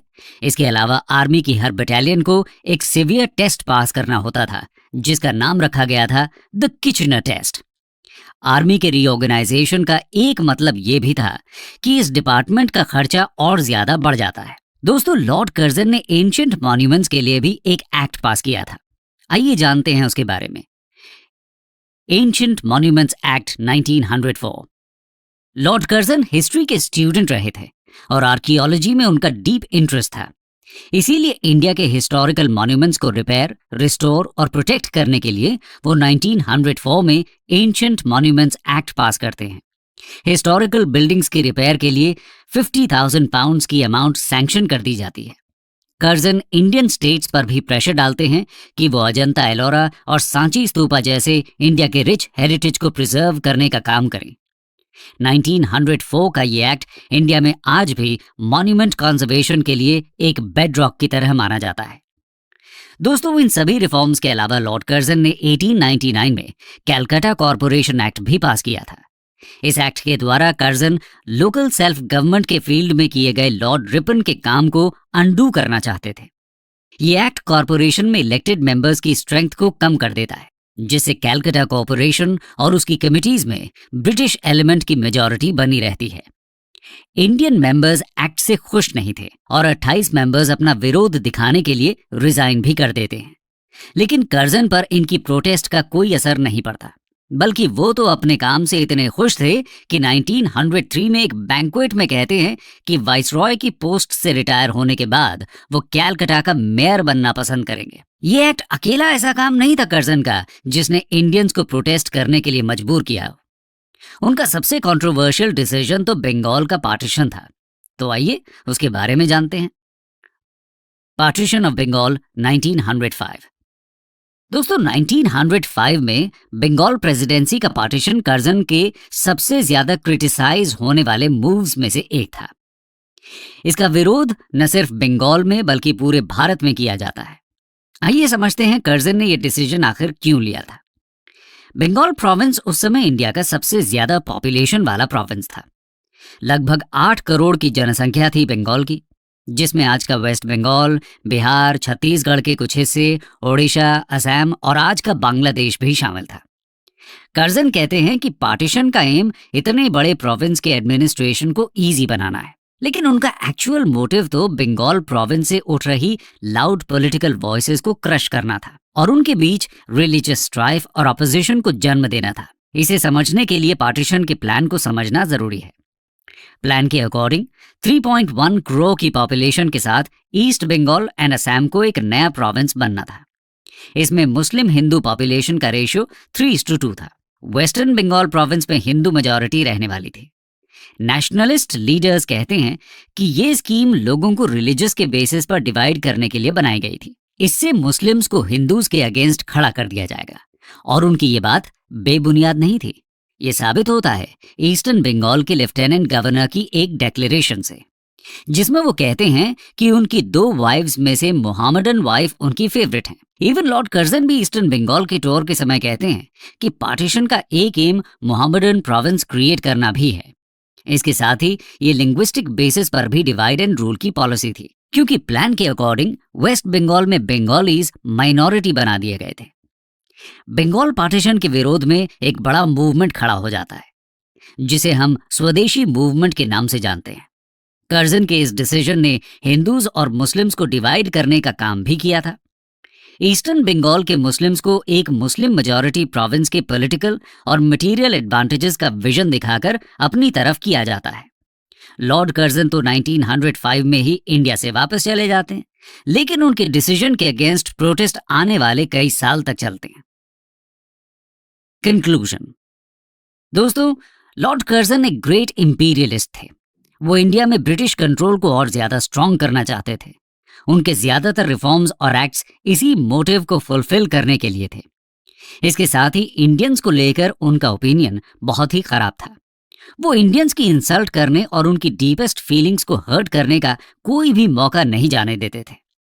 एक ओकेजन पर उन्होंने बंगालीज को डरपोक, हवाबाज और बस दिखावा करने वाला देश प्रेमी तक कह दिया था। वो इंडियन नेशनल कांग्रेस के प्रेसिडेंट से मिलने से भी इनकार कर देते हैं और कांग्रेस की एक्टिविटीज को लेटिंग ऑफ गैस की तरह कैरेक्टराइज करते हैं। इस तरह के इम्पॉलिटिक अटरेंसेस और इंपीरियलिस्ट डिजाइन्स की वजह से कर्जन इंडिया के पॉलिटिकल अनरेस्ट को बर्स्टिंग पॉइंट तक पहुंचा देते हैं और इससे शुरुआत होती है इंडिया में पॉलिटिकल मूवमेंट के एक बिल्कुल नए फेज की। कर्जन की टिरेनी की वजह से ही इंडियंस में नेशनहुड के और भी स्ट्रॉन्ग सेंस का जन्म होता है। इस तरह देखा जाए तो कर्जन इंडिया के बेनिफैक्टर प्रूव होते हैं, भले ही उनकी इंटेंशन कभी भी ऐसी न रही हो। Rise of nationalism 1857 to 1885। दोस्तों, आज हम बात करेंगे इंडियन नेशनल मूवमेंट के शुरुआती दौर की, जिसमें हम जानेंगे उसकी इमर्जेंस के कारण। हम ये भी जानेंगे कि 1885 में इंडियन नेशनल कांग्रेस के गठन से पहले वो कौन से पॉलिटिकल ऑर्गेनाइजेशंस थे जिन्होंने इंडियन नेशनल मूवमेंट को इनिशियल पुश देने का काम किया। लेकिन सबसे पहले एक बैकग्राउंड जान लेते हैं। बैकग्राउंड। दोस्तों, 1857 की क्रांति के बाद भारत एक मेजर पॉलिटिकल और सोशल चेंज के दौर से गुजर रहा था, जहां भारत की बागडोर अब ईस्ट इंडिया कंपनी के हाथों से ब्रिटिश क्राउन के हाथों में चली गई थी। अब इंडिया डायरेक्टली ब्रिटिश क्राउन द्वारा गवर्न होने वाला था। वैसे तो ईस्ट इंडिया कंपनी की पावर्स को कम करने की कोशिश 1773 के रेगुलेटिंग एक्ट से चल रही थी, लेकिन 1857 की क्रांति ने इस पूरे प्रोसेस को एक्सेलरेट कर दिया और ब्रिटिश क्राउन ने फाइनली सारी पावर अस्यूम कर ली। लेकिन इंडियंस की बात करें तो उनके हालातों में इससे कोई खास फर्क नहीं पड़ा, क्योंकि ब्रिटिश क्राउन ने भी ईस्ट इंडिया कंपनी जैसी रिप्रेसिव पॉलिसीज को कंटिन्यू रखा, जिसकी वजह से सोसाइटी के हर वर्ग जैसे आर्टिजन्स, पेजेंट्स, वर्कर्स, इंटेलेक्चुअल्स और यहाँ तक कि कैपिटलिस्ट्स भी ब्रिटिशर्स से काफी नाराज थे। इस कॉन्टेक्स्ट में अब हम जानते हैं कि इंडियन नेशनल मूवमेंट के राइज के कारण क्या थे और ऐसी क्या वजहें थीं जिनके चलते 19th सेंचुरी के सेकेंड हाफ में इंडियंस की पॉलिटिकल कॉन्शियसनेस में बदलाव दिखे। Factors responsible for national movement. दोस्तों, इंडियन नेशनल मूवमेंट के इमर्जेंस का सबसे मेन कारण लोगों में ये रियलाइजेशन था कि उनके पिछड़ेपन में कॉलोनियल रूल का सबसे बड़ा हाथ था। और इस रियलाइजेशन की सबसे पहली वजह ये थी कि ब्रिटिश राज ने भारत में एक यूनिफाइड स्ट्रक्चर क्रिएट किया through laws and institutions like civil services and judiciary and modern means of transport and communication like railways, road, telegraph, etc. इन सब ने इंडियंस के फेट को एक दूसरे से जोड़ दिया, जिसके चलते एक बंगाली के कंसर्न और एक पंजाबी के कंसर्न्स लगभग सिमिलर थे। इसके अलावा अलग अलग जगह के लीडर्स और इंटेलेक्चुअल्स को भी आइडियाज के एक्सचेंज में मदद मिली। ब्रिटिशर्स द्वारा भारत में इंट्रोड्यूस किए गए मॉडर्न एजुकेशन ने वेस्टर्न थॉट और आइडियल्स को भी इंडियंस के सामने इंट्रोड्यूस किया। इसके चलते कई यूरोपियन स्कॉलर्स जैसे Rousseau, John Stuart Mill, Milton, Spencer and Voltaire के रैशनल, सेक्युलर, डेमोक्रेटिक और नेशनलिस्ट आइडियाज भी इंडिया में स्प्रेड हुए, जिसकी वजह से नेटिव इंटेलेक्चुअल्स की थिंकिंग में बदलाव आने लगे। इसके साथ ही second half of 19th century में प्रेस और लिटरेचर ने भी इस रियलाइजेशन में अपना योगदान निभाया। इस दौर में लगभग 169 न्यूज़पेपर्स, पैम्फलेट्स और जर्नल्स वर्नाक्युलर लैंग्वेज में पब्लिश हो रहे थे, जो ब्रिटिश पॉलिसीज का जोर शोर से क्रिटिसिज्म कर रहे थे। इनमें से कुछ प्रोमिनेंट नेशनलिस्ट न्यूज़पेपर्स थे बंगाल में हिंदू पेट्रियट, अमृत बाजार पत्रिका, इंडियन मिरर, बंगाली, सोम प्रकाश और संजीवनी। बॉम्बे में रस्त गुफ्तार, नेटिव ओपिनियन, इंदु प्रकाश, महारथा और केसरी। मद्रास में हिंदू, स्वदेश मित्रन, आंध्र प्रकाशिका और केरला पत्रिका। यूपी में एडवोकेट, हिंदुस्तानी और आजाद। पंजाब में ट्रिब्यून, अखबर-ए-आम और कोहिनूर। अगला इंपॉर्टेंट कारण था इंडियंस का अपने पास्ट का रीडिस्कवरी।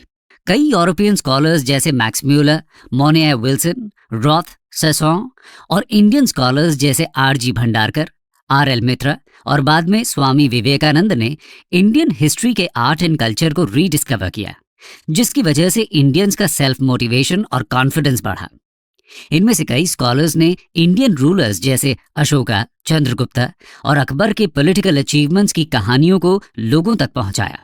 ब्रिटिशर्स ने इंडिया में अपने रूल को जस्टिफाई करने के लिए अभी तक व्हाइट मैन्स बर्डन थियरी के द्वारा इंडियंस को ये बताने की कोशिश की थी कि इंडियंस बार्बेरिक और अनसिविलाइज्ड थे, जो खुद को गवर्न नहीं कर सकते थे, और ब्रिटिशर्स इंडियंस को सिविलाइज करने आए हैं।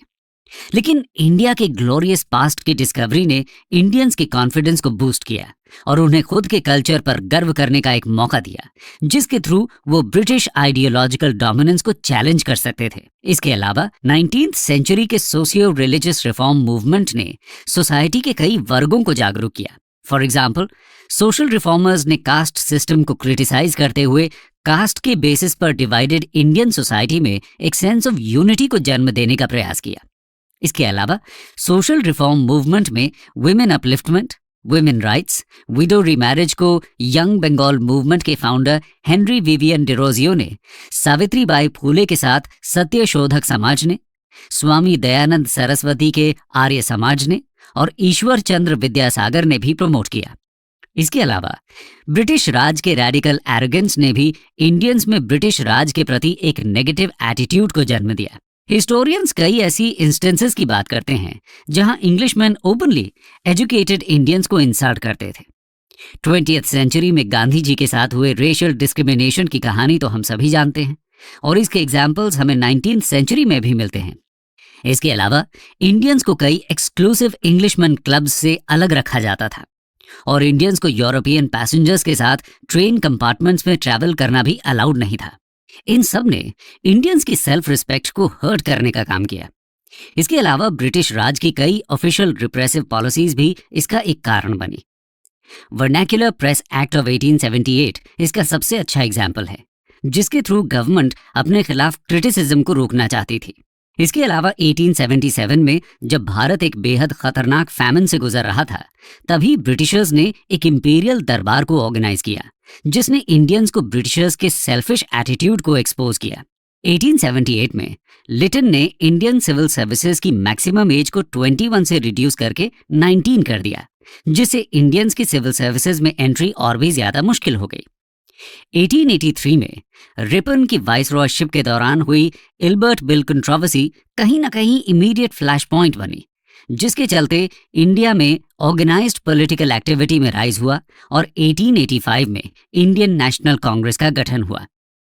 इस बिल का मकसद था कि क्रिमिनल केसेस में इंडियन डिस्ट्रिक्ट मैजिस्ट्रेट्स और सेशन जजेस को यूरोपियंस का ट्रायल करने की परमिशन होनी चाहिए। लेकिन कई रेसिस्ट यूरोपियंस ने इस बिल के खिलाफ मैसिव प्रोटेस्ट ऑर्गेनाइज कर इसे रोक दिया, और ये डिक्लेयर किया कि Indians were not fit to try them.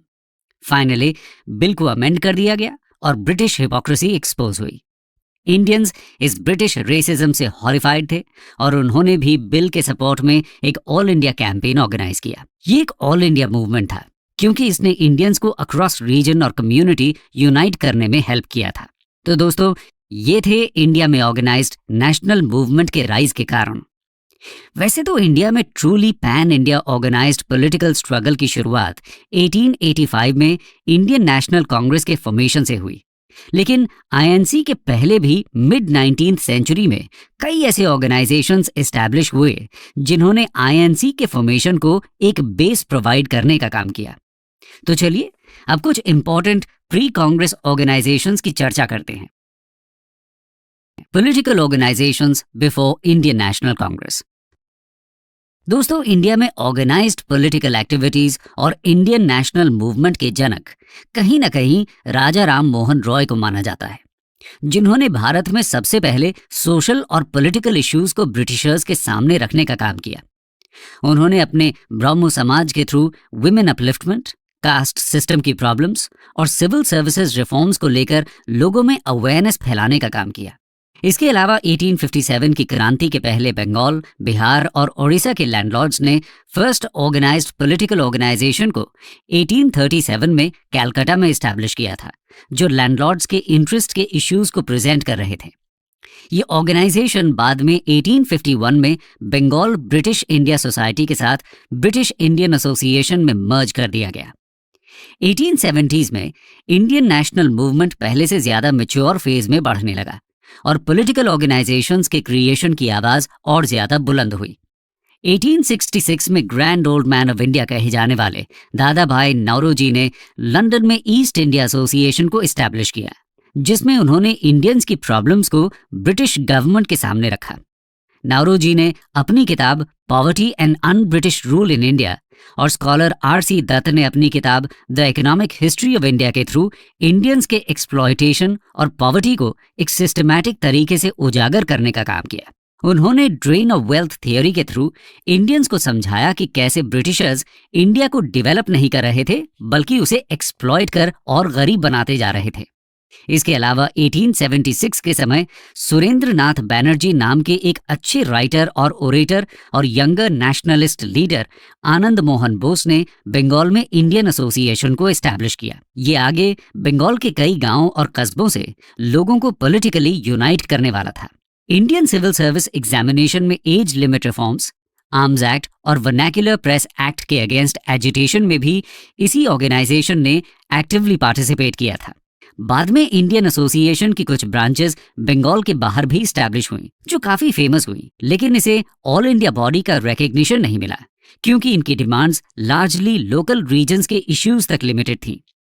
बाकी की पॉलिटिकल ऑर्गेनाइजेशन का फंक्शनिंग और स्कोप भी काफी नैरो और लिमिटेड था, जिन्हें ज्यादा रिकॉग्निशन नहीं मिला। बंगाल के अलावा इंडिया के कई और पार्ट्स में अलग अलग ऑर्गेनाइजेशन बने, जिसमें जस्टिस राणा डे ने पूना सार्वजनिक सभा को एस्टैब्लिश किया, जो ब्रिटिश पॉलिसीज और इकोनॉमिक इश्यूज को जर्नल्स के थ्रू रेज कर रहे थे। साथ में मद्रास महाजन सभा 1881 और बॉम्बे प्रेसिडेंसी एसोसिएशन 1885 ने भी ब्रिटिश गवर्नमेंट की एडमिनिस्ट्रेटिव और लेजिस्लेटिव पॉलिसीज का भरपूर क्रिटिसिज्म किया। खैर, अब समय आ गया था जहां कई नेशनलिस्ट लीडर्स को लगा कि सारे पॉलिटिकल ऑर्गेनाइजेशन को एक यूनिफाइड तरीके से ब्रिटिश गवर्नमेंट से अपनी मांगों को पॉलिटिकल तरीके से मनवा सकते हैं। इसलिए इंडियन एसोसिएशन ने कलकत्ता में दिसंबर 1883 को एक ऑल इंडिया नेशनल कॉन्फ्रेंस को ऑर्गेनाइज किया, जिसमें बंगाल के साथ बाहर के लीडर्स भी शामिल हुए और फिर फाइनली 1885 में इंडियन नेशनल कांग्रेस का गठन हुआ। चलिए ब्रीफली नजर डालते हैं pre Indian national Congress organisations की डिमांड्स पर। Demands of pre Congress organisations. दोस्तों, प्री कांग्रेस लीडर्स की सबसे पहली डिमांड थी पब्लिक एक्सपेंडिचर को कम करना, जिसके थ्रू ब्रिटिशर्स अपने वॉर्स और एक्सपेंशनिस्ट एम्बिशंस को फुलफिल कर रहे थे। दूसरी डिमांड थी इंडियन सिविल सर्विसेज में रिफॉर्म्स, जिसकी चर्चा हमने पहले की। इसके अलावा ये ऑर्गेनाइजेशंस लेजिस्लेटिव काउंसिल में इंडियंस के इन्वॉल्वमेंट की डिमांड को भी पुश कर रहे थे ताकि इंडियंस को अपने देश की गवर्नेंस में रिप्रेजेंटेशन मिले। वो लेजिस्लेटिव काउंसिल को एक पॉलिटिकल प्लेटफॉर्म की तरह यूज कर ब्रिटिश रिप्रेसिव पॉलिसीज का पॉलिटिकल विरोध भी करना चाहते थे ताकि सिविल लिबर्टीज पर अटैक कम हो सके। वो प्रेस की लिबर्टी के भी सपोर्टर थे, इसलिए इनमें से कई ऑर्गेनाइजेशंस ब्रिटिश गवर्नमेंट के वर्नाक्युलर प्रेस एक्ट जैसे पॉलिसीज के खिलाफ एजिटेशंस भी कर रहे थे। फाइनली उनका डिमांड था कि मॉडर्न एजुकेशन को विलेजेस तक पहुंचाया जाए, जो अभी तक सिर्फ कुछ लिमिटेड सेक्शंस तक ही सीमित था। कंक्लूजन। तो दोस्तों, ये थी कहानी इंडियन नेशनल मूवमेंट के शुरुआती दौर की, जहां हमने देखा कि कैसे इंडिया में second half of 19th century में एक नेशनल अवेकनिंग के चलते इंडियंस ने अपनी प्रॉब्लम्स और इश्यूज को रेज किया और साथ में पॉलिटिकल रिफॉर्म्स की बात की। अब हम अगले वीडियो में इंडियन नेशनल कांग्रेस के फॉर्मेशन और उसके अचीवमेंट की बात करेंगे कि कैसे आईएनसी ने इंडियन नेशनल मूवमेंट को एक प्रॉपर प्लेटफॉर्म दिया और धीरे धीरे भारत के सभी वर्गों को इकट्ठा कर अंग्रेजों को भारत से भगाने में सफलता हासिल की। Era of moderates 1885 to 1905। दोस्तों, हमने पिछली वीडियो में देखा कि कैसे 1857 की क्रांति के बाद भारत में नेशनलिज्म के करंट्स शुरू होते हैं, कैसे various political and social organisations का गठन होता है और किस तरह वो ब्रिटिशर्स के एक्सप्लॉयटेशन को आम जनता के सामने उजागर करते हैं। हमने ये भी देखा कि किन कारणों से नेशनल मूवमेंट की शुरुआत हुई और कैसे इस मूवमेंट ने खुद को सस्टेन किया। आइए अब हम बात करेंगे इंडियन नेशनल मूवमेंट के नेक्स्ट फेज की, जिसमें इंडियन नेशनल कांग्रेस का गठन हुआ और जिसने इंडियन पॉलिटिक्स को एक नया मोड़ दिया। आइए शुरू करते हैं इंडियन नेशनल कांग्रेस के फॉर्मेशन की कहानी से। Formation of Indian national Congress. दोस्तों, इंडियन नेशनल कांग्रेस आने वाले समय में इंडियन फ्रीडम स्ट्रगल को लीड करने वाला अम्ब्रेला ऑर्गेनाइजेशन बनने वाला था, लेकिन इसके फॉर्मेशन का इतिहास काफी इंटरेस्टिंग और कंट्रोवर्सी का मुद्दा रहा है। ऐसा इसलिए क्योंकि इंडियन नेशनल कांग्रेस के गठन का क्रेडिट कई हिस्टोरियंस एक retired English civil servant A.O. Hume को देते हैं, न कि इंडियन लीडर्स को। इस आर्ग्यूमेंट को हम सेफ्टी वाल्व थ्योरी के नाम से जानते हैं। दोस्तों, सेफ्टी वाल्व थ्योरी कहती है कि ब्रिटिशर्स ने 1857 की क्रांति को देखा था और उन्हें ये मालूम था कि इंडियन पॉलिटिकल सिचुएशन फिर से ऐसे कई मेजर रिबेलियंस को जन्म दे सकती थी। इसलिए वो चाहते थे कि ऐसी टेंशन्स को अवॉइड किया जा सके और इसका सबसे अच्छा तरीका था इंडियंस को एक पॉलिटिकल प्लेटफॉर्म प्रोवाइड कर उनके गुस्से और डिसएंचेंटमेंट को बिल्डअप होने से रोकना। ये एक साइकोलॉजिकल गेम की तरह देखा जा सकता है, जहां नाराज इंडियंस अपनी एनर्जी को एटलीस्ट डिस्कस कर सकें, जो उन्हें एक सेंस ऑफ एम्पावरमेंट देने में हेल्प करेगा, भले ही उनकी एक्चुअल कंडीशन में कोई बदलाव आए या ना आए। इसलिए इस थ्योरी के प्रमोटर्स कहते हैं कि इंडियन नेशनल कांग्रेस का फॉर्मेशन A.O. ह्यूम द्वारा इंडिया के वाइसरॉय लॉर्ड डफरिन ने किया था, न कि इंडियन नेशनलिस्ट्स ने। ऐसे दावे किए जाते हैं कि A.O. ह्यूम ने डफरिन के अलावा कई और ब्रिटिशर्स जैसे Sir James Caird, Lord Ripon, John Bright etcetera के साथ भी मीटिंग्स की थी। इसके अलावा कई ब्रिटिशर्स जैसे sir William Wedderburn, George Yule, Charles Bradlaugh etcetera ने हमें इस एंडेवर में सपोर्ट भी किया था। हालांकि ये थ्योरी हिस्टोरियंस द्वारा लार्जली रिजेक्ट की जा चुकी है, लेकिन फिर भी इंडियन नेशनल कांग्रेस में ब्रिटिश कंट्रीब्यूशन को नजरअंदाज नहीं किया जा सकता।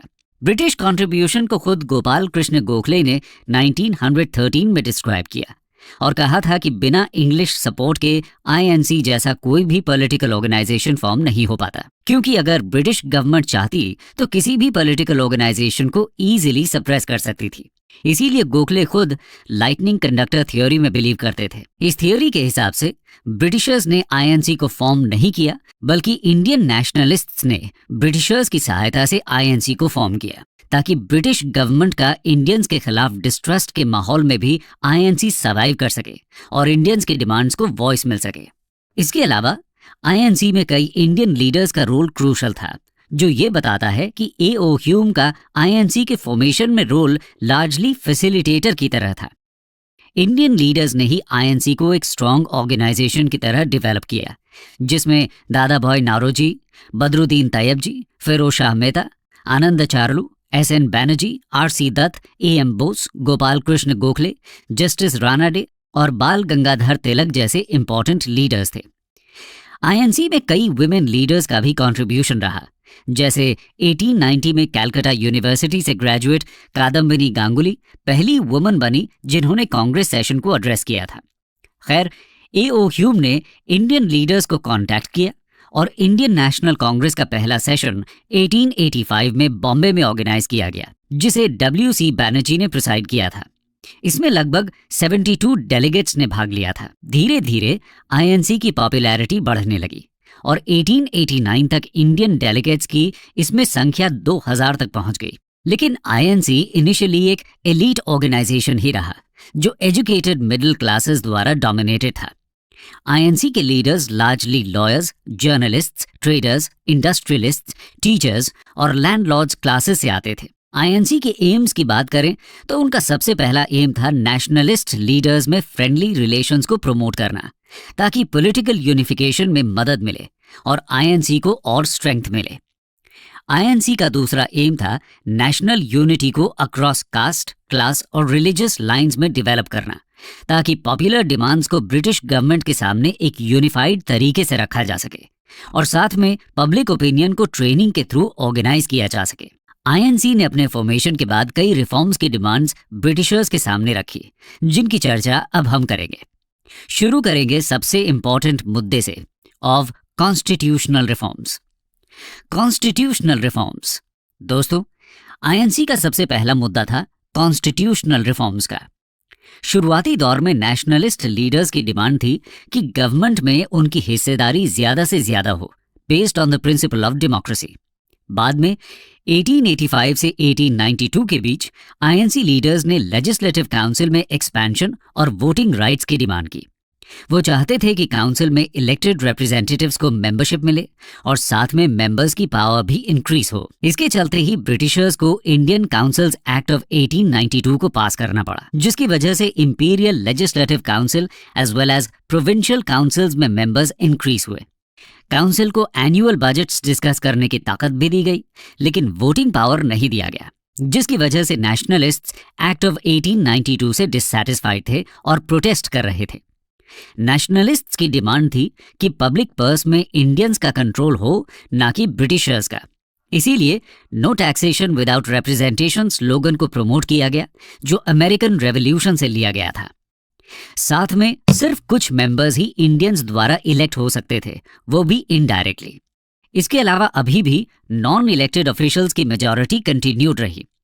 बाद में 20th सेंचुरी की शुरुआत में नेशनलिस्ट लीडर्स ने ऑस्ट्रेलिया और कनाडा के सेल्फ गवर्निंग मॉडल को इंडिया में स्वराज्य के कॉन्सेप्ट के थ्रू रेज किया।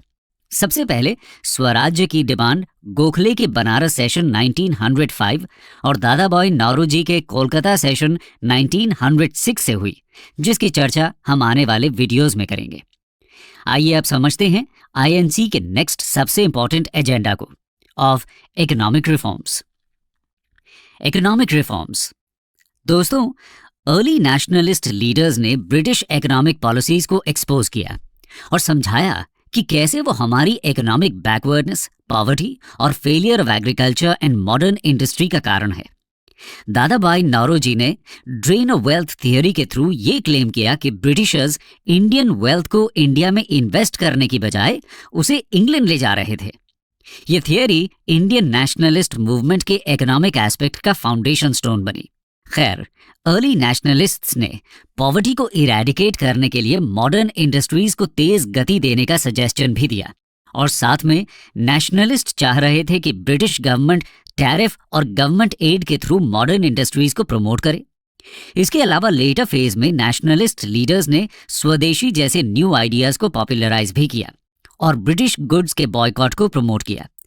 अपनी डिमांड्स को पूरा करने के लिए इंडियन लीडर्स ने कई आंदोलन भी किए, जिनमें लैंड रेवेन्यू में रिडक्शन, प्लांटेशन लेबरर्स के वर्किंग कंडीशंस में इंप्रूवमेंट, सॉल्ट टैक्स का एबोलिशन और ब्रिटिश गवर्नमेंट की मिलिट्री एक्सपेंडिचर में रिडक्शन जैसी डिमांड्स इंक्लूडेड थीं। इकोनॉमिक रिफॉर्म्स के बाद बात करते हैं एडमिनिस्ट्रेटिव एंड अदर रिफॉर्म्स की। Administrative and other reforms nationalists मांग कर रहे थे कि सिविल सर्विसेज में इंडियंस को इंक्लूड किया जाए ताकि इंडियंस का गवर्नमेंट में रिप्रेजेंटेशन बढ़ सके। वो ये उम्मीद कर रहे थे कि Indianisation of services British government को इंडियन इश्यूज पर सेंसिटाइज करेगी, जिससे उनकी कंडीशंस इंप्रूव हो सकेंगी। इसके अलावा फाइनेंशियली बात करें तो सर्विसेज में यूरोपियन मोनोपोली के दो मुख्य नुकसान भी थे, जिसके चलते नेशनलिस्ट्स इंडियनाइजेशन की डिमांड कर रहे थे।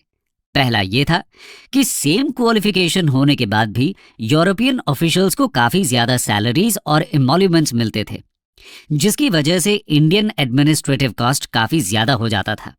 वहीं इंडियन ऑफिशियल्स की सैलरीज और एमोल्यूमेंट्स कम होने के कारण एडमिनिस्ट्रेटिव एक्सपेंडिचर काफी कम हो सकता था। दूसरा, यूरोपियन ऑफिशियल्स अपनी सैलरीज का ज्यादा हिस्सा और पेंशन को इंग्लैंड में भेज देते थे, जिसकी वजह से इंडियन ट्रेजरी का ड्रेन होता था। अगर हम जुडिशियल रिफॉर्म की बात करें तो नेशनलिस्ट्स की एक मेजर डिमांड थी सेपरेशन ऑफ पावर्स, यानी एग्जीक्यूटिव और जुडिशरी का अलग करना। इसके अलावा नेशनलिस्ट्स ने ये डिमांड भी रखी कि ब्रिटिश गवर्नमेंट इंडियंस पे ट्रस्ट करे और उन्हें सेल्फ डिफेंस के लिए आर्म्स रखने और यूज करने की परमिशन दे।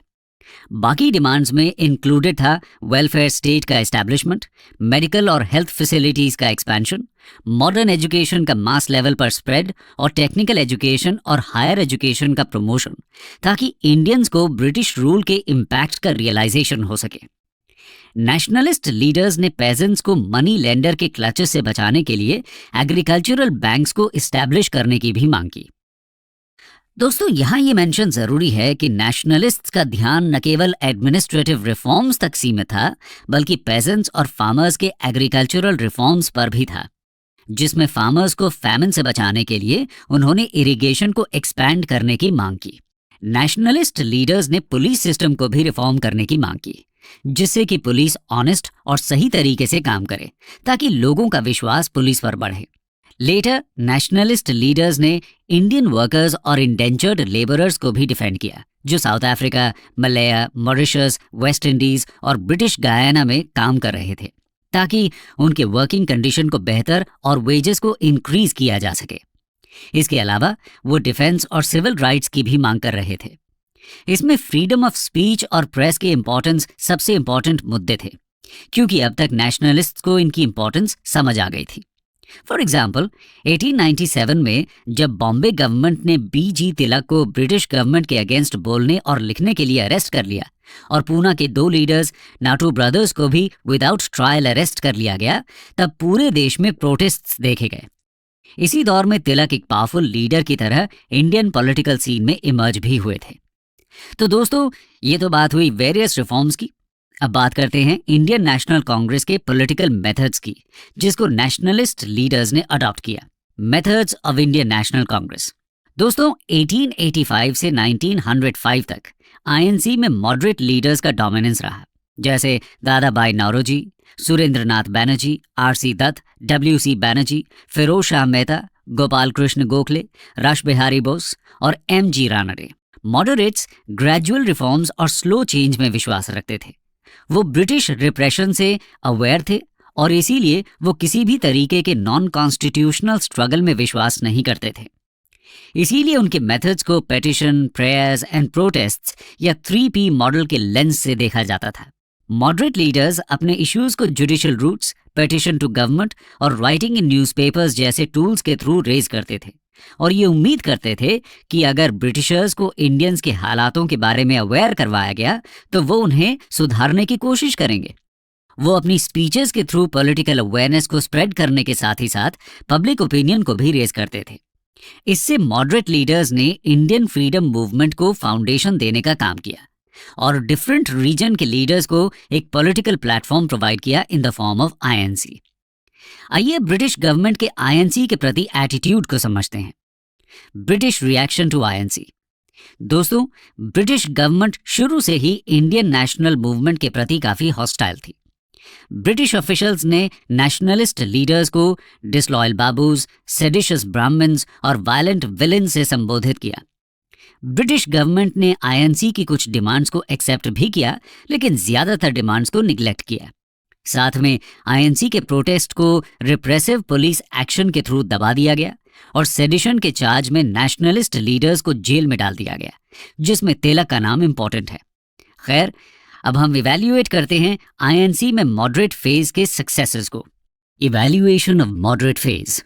दोस्तों, मॉडरेट लीडर्स की सबसे इंपॉर्टेंट सक्सेस थी कि इन्होंने नेशनल अवेकनिंग को प्रमोट किया। इसके साथ ही ब्रिटिशर्स का असली चेहरा इंडियंस के सामने एक्सपोज करने का काम भी किया। नेशनल मूवमेंट के मॉडरेट फेज में आइडिया ऑफ डेमोक्रेसी को भी प्रोपेगेट किया गया था। मॉडरेट लीडर्स ने ब्रिटिश रूल के इकोनॉमिक कैरेक्टर को एक्सपोज करने के साथ एक कॉमन पॉलिटिकल और इकोनॉमिक प्रोग्राम को भी इवॉल्व किया। इसके अलावा मॉडरेट फेज ने ही इंडियंस को ये मोटिवेशन और कॉन्फिडेंस दिया कि वो खुद को गवर्न कर सकते हैं और उन्हें ब्रिटिशर्स की कोई जरूरत नहीं है। दोस्तों, ये तो हुई कहानी इंडियन नेशनल कांग्रेस के फॉर्मेशन से लेकर मॉडरेट फेज के अचीवमेंट्स तक की। आने वाली वीडियोस में हम इंडियन नेशनल कांग्रेस के एक्सट्रीमिस्ट फेज को देखेंगे, जिसने नेशनल मूवमेंट को एक नई दिशा दिखाने का काम किया। Era of extremists 1905 to 1918। दोस्तों, अपनी पिछली वीडियोस में हमने इंडियन नेशनल कांग्रेस यानी आईएनसी के फॉर्मेशन और उसके मॉडरेट फेज को डिस्कस किया था। आज हम बात करेंगे आईएनसी के नेक्स्ट फेज की, जो एक्सट्रीमिस्ट फेज के नाम से जाना जाता है। इसके अलावा हम स्वदेशी और होम रूल लीग मूवमेंट को भी डिटेल में डिस्कस करेंगे। तो आइए शुरू करते हैं। इंट्रोडक्शन। दोस्तों, 20th सेंचुरी की शुरुआत में इंडिया में नेशनल लीडर्स की एक नई क्लास इमर्ज होती है, जो मॉडरेट ग्रुप से काफी अलग थी। ये ब्रिटिश एम्पायर के अगेंस्ट और भी ज्यादा अग्रेसिव स्टांस लेते हैं और इन्हें एक्सट्रीमिस्ट लीडर्स के नाम से जाना जाता है। इसमें ज्यादातर यंग लीडर्स थे और इन्हें मॉडरेट लीडर्स की सॉफ्ट एंड परसुएसिव अप्रोच पर यकीन नहीं था। एक्सट्रीमिस्ट लीडर्स की लिस्ट में मुख्यतः नाम आता है बाल गंगाधर तिलक, लाला लाजपत राय, बिपिन चंद्र पाल और औरोबिंदो घोष का। एक्सट्रीमिस्ट फेज के बारे में डिटेल में डिस्कस करने से पहले यह समझना जरूरी है कि ऐसे क्या कारण थे जिनकी वजह से इंडियन नेशनल कांग्रेस में इनका राइज होता है। तो आइए समझते हैं एक्सट्रीमिस्ट फेज के उदय के कारणों को। Causes for the rise of extremism. दोस्तों, एक्सट्रीमिस्ट फेज के उदय के पीछे बहुत से कारण जिम्मेदार थे। आइए एक एक करके उनको समझते हैं। सबसे पहला कारण था ब्रिटिश रूल के ट्रू नेचर की पहचान होना। अर्ली नेशनलिस्ट लीडर्स ने ब्रिटिशर्स को एक्सपोज करने का काम किया था। उन्होंने अपनी राइटिंग्स और स्टैटिस्टिकल डेटा की हेल्प से यह साबित कर दिया था कि ब्रिटिश रूल और उसकी पॉलिसीज की वजह से ही इंडिया की इकोनॉमिक हालत इतनी खराब हो चुकी है और गरीबी दिन रोज बढ़ती जा रही है। इसी अवेयरनेस का नतीजा था एक्सट्रीमिस्ट आइडियोलॉजी की ग्रोथ। इन्हें समझ आ जाता है कि इंडिया की प्रोग्रेस ब्रिटिश रूल में पॉसिबल ही नहीं है। एक्सट्रीमिज्म के राइज को बढ़ते हुए वेस्टर्नाइजेशन के अगेंस्ट एक रिएक्शन के रूप में भी देखा जाता है। क्रिश्चियनिटी और यूटिलिटेरियनिज्म इंडियन रिलीजन और थॉट के लिए एक चैलेंज बन रहे थे। मटीरियलिस्टिक और individualistic western civilisation Indian civilisation की वैल्यूज को धीरे धीरे इरोड करती जा रही थी। Extremist leaders Indian spiritual heritage से इंस्पिरेशन लेते हैं। एक्सट्रीमिज्म के राइज का सबसे बड़ा कारण था मॉडरेट लीडर्स की limitations. Moderate leaders British authorities से अपनी कोई भी सिग्निफिकेंट डिमांड एक्सेप्ट कराने में सफल नहीं हुए थे। यहां तक कि 1892 के काउंसिल्स एक्ट में भी उन्हें निराशा ही हाथ लगी थी। यही वजह थी कि धीरे धीरे मॉडरेट लीडर्स के मेथड्स पर से यंग लीडर्स का भरोसा उठने लगता है। एक्सट्रीमिस्ट लीडर्स मॉडरेट्स के 3 P's यानी कि पिटिशन, प्रेयर और प्रोटेस्ट के मेथड को पॉलिटिकल मेंडिकेंसी का नाम देते हैं। तिलक कांग्रेस को कांग्रेस ऑफ फ्लैटरर्स और कांग्रेस सेशन को अ हॉलिडे रिक्रिएशन बोलते हैं। लाला लाजपत राय का मानना था कि कांग्रेस की meeting the annual festival of educated Indian से ज्यादा कुछ भी नहीं है। इस तरह एक्सट्रीमिस्ट लीडर्स मॉडरेट्स के स्ट्रॉन्ग क्रिटिक्स बन जाते हैं। इसके अलावा इंडिया की खराब होती इकोनॉमिक कंडीशन भी इंडियन नेशनल एक्टिविटी में एक्सट्रीमिज्म के राइज को प्रमोट करती है। 1896-97 और 1899-1900 की टेरेबल फैमिन्स के साथ महाराष्ट्र में फैले ब्यूबॉनिक प्लेग ने बड़ी संख्या में लोगों की जान ली थी। गवर्नमेंट की रिलीफ मशीनरी पूरी तरह से बेकार साबित हो रही थी। तिलक कैलस और ओवरबेयरिंग गवर्नमेंट प्लेग कमिश्नर्स को क्रिटिसाइज भी करते हैं, क्योंकि ये कुछ अच्छा करने की जगह सिचुएशन को और ज्यादा बुरा बना रहे थे। तिलक कहते हैं कि सरकारी उपायों से कम क्रूअल तो हमारे लिए प्लेग है। ये सभी इवेंट्स इंडियंस को एहसास दिलाते हैं कि उनकी कंडीशन कितनी हेल्पलेस हो गई है। इसके साथ ही बार बार फैमिन्स का आना भी गवर्नमेंट की एंटी नेशनल पॉलिसी का ही रिजल्ट था। इसके साथ ही इंडिया के बाहर हो रहे इवेंट्स भी यंगर जनरेशन को काफी इन्फ्लुएंस करते हैं, जैसे कि British colonies specially south Africa में इंडियंस के साथ होने वाला humiliating treatment anti British feelings create करता है। साथ ही इजिप्ट, पर्शिया, टर्की और रशिया में चल रहे नेशनल मूवमेंट्स भी इंडियंस को न्यू होप्स और एस्पिरेशंस देने का काम करते हैं। इंडियन नेशनलिस्ट्स का कॉन्फिडेंस और ज्यादा बढ़ जाता है जब 1896 में एबिसीनिया जैसा देश इटालियन आर्मी के अटैक को रिपल्स करने में कामयाब रहता है। इसके अलावा 1905 में रशिया जैसे पावरफुल देश पर जापान की शानदार जीत भी इंडियंस को इंस्पिरेशन देने का काम करती है। इन सभी इवेंट्स की वजह से इंडियन लीडर्स को यह विश्वास हो जाता है कि ब्रिटिशर्स इनविंसिबल नहीं हैं और उन्हें भी हराया जा सकता है। दोस्तों, एक्सट्रीमिज्म के राइज का अगला इंपॉर्टेंट कारण है लॉर्ड कर्जन की रिएक्शनरी पॉलिसीज। कर्जन के इंडियंस को लेकर क्या व्यूज और ओपिनियन थे, ये तो आप जान ही चुके हैं। उनके द्वारा लाए गए Calcutta corporation act, official secrets act और इंडियन यूनिवर्सिटीज एक्ट ने इंडिया में काफी रिजेंटमेंट क्रिएट किया था। इसके साथ ही लॉर्ड कर्जन 1903 में ऐसे समय में दिल्ली दरबार ऑर्गेनाइज करते हैं जब इंडिया पूरी तरह से 1899-1900 के फैमिन के इफेक्ट से बाहर भी नहीं आया था।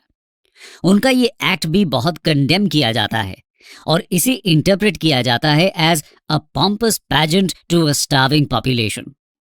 कर्जन एडमिनिस्ट्रेशन का सबसे ज्यादा हेट किया जाने वाला एक्ट था बंगाल का पार्टीशन। इस एक्ट ने इंडियंस की आंखें खोल दी थी और उन्हें ब्रिटिशर्स का असली रंग दिखने लग गया था।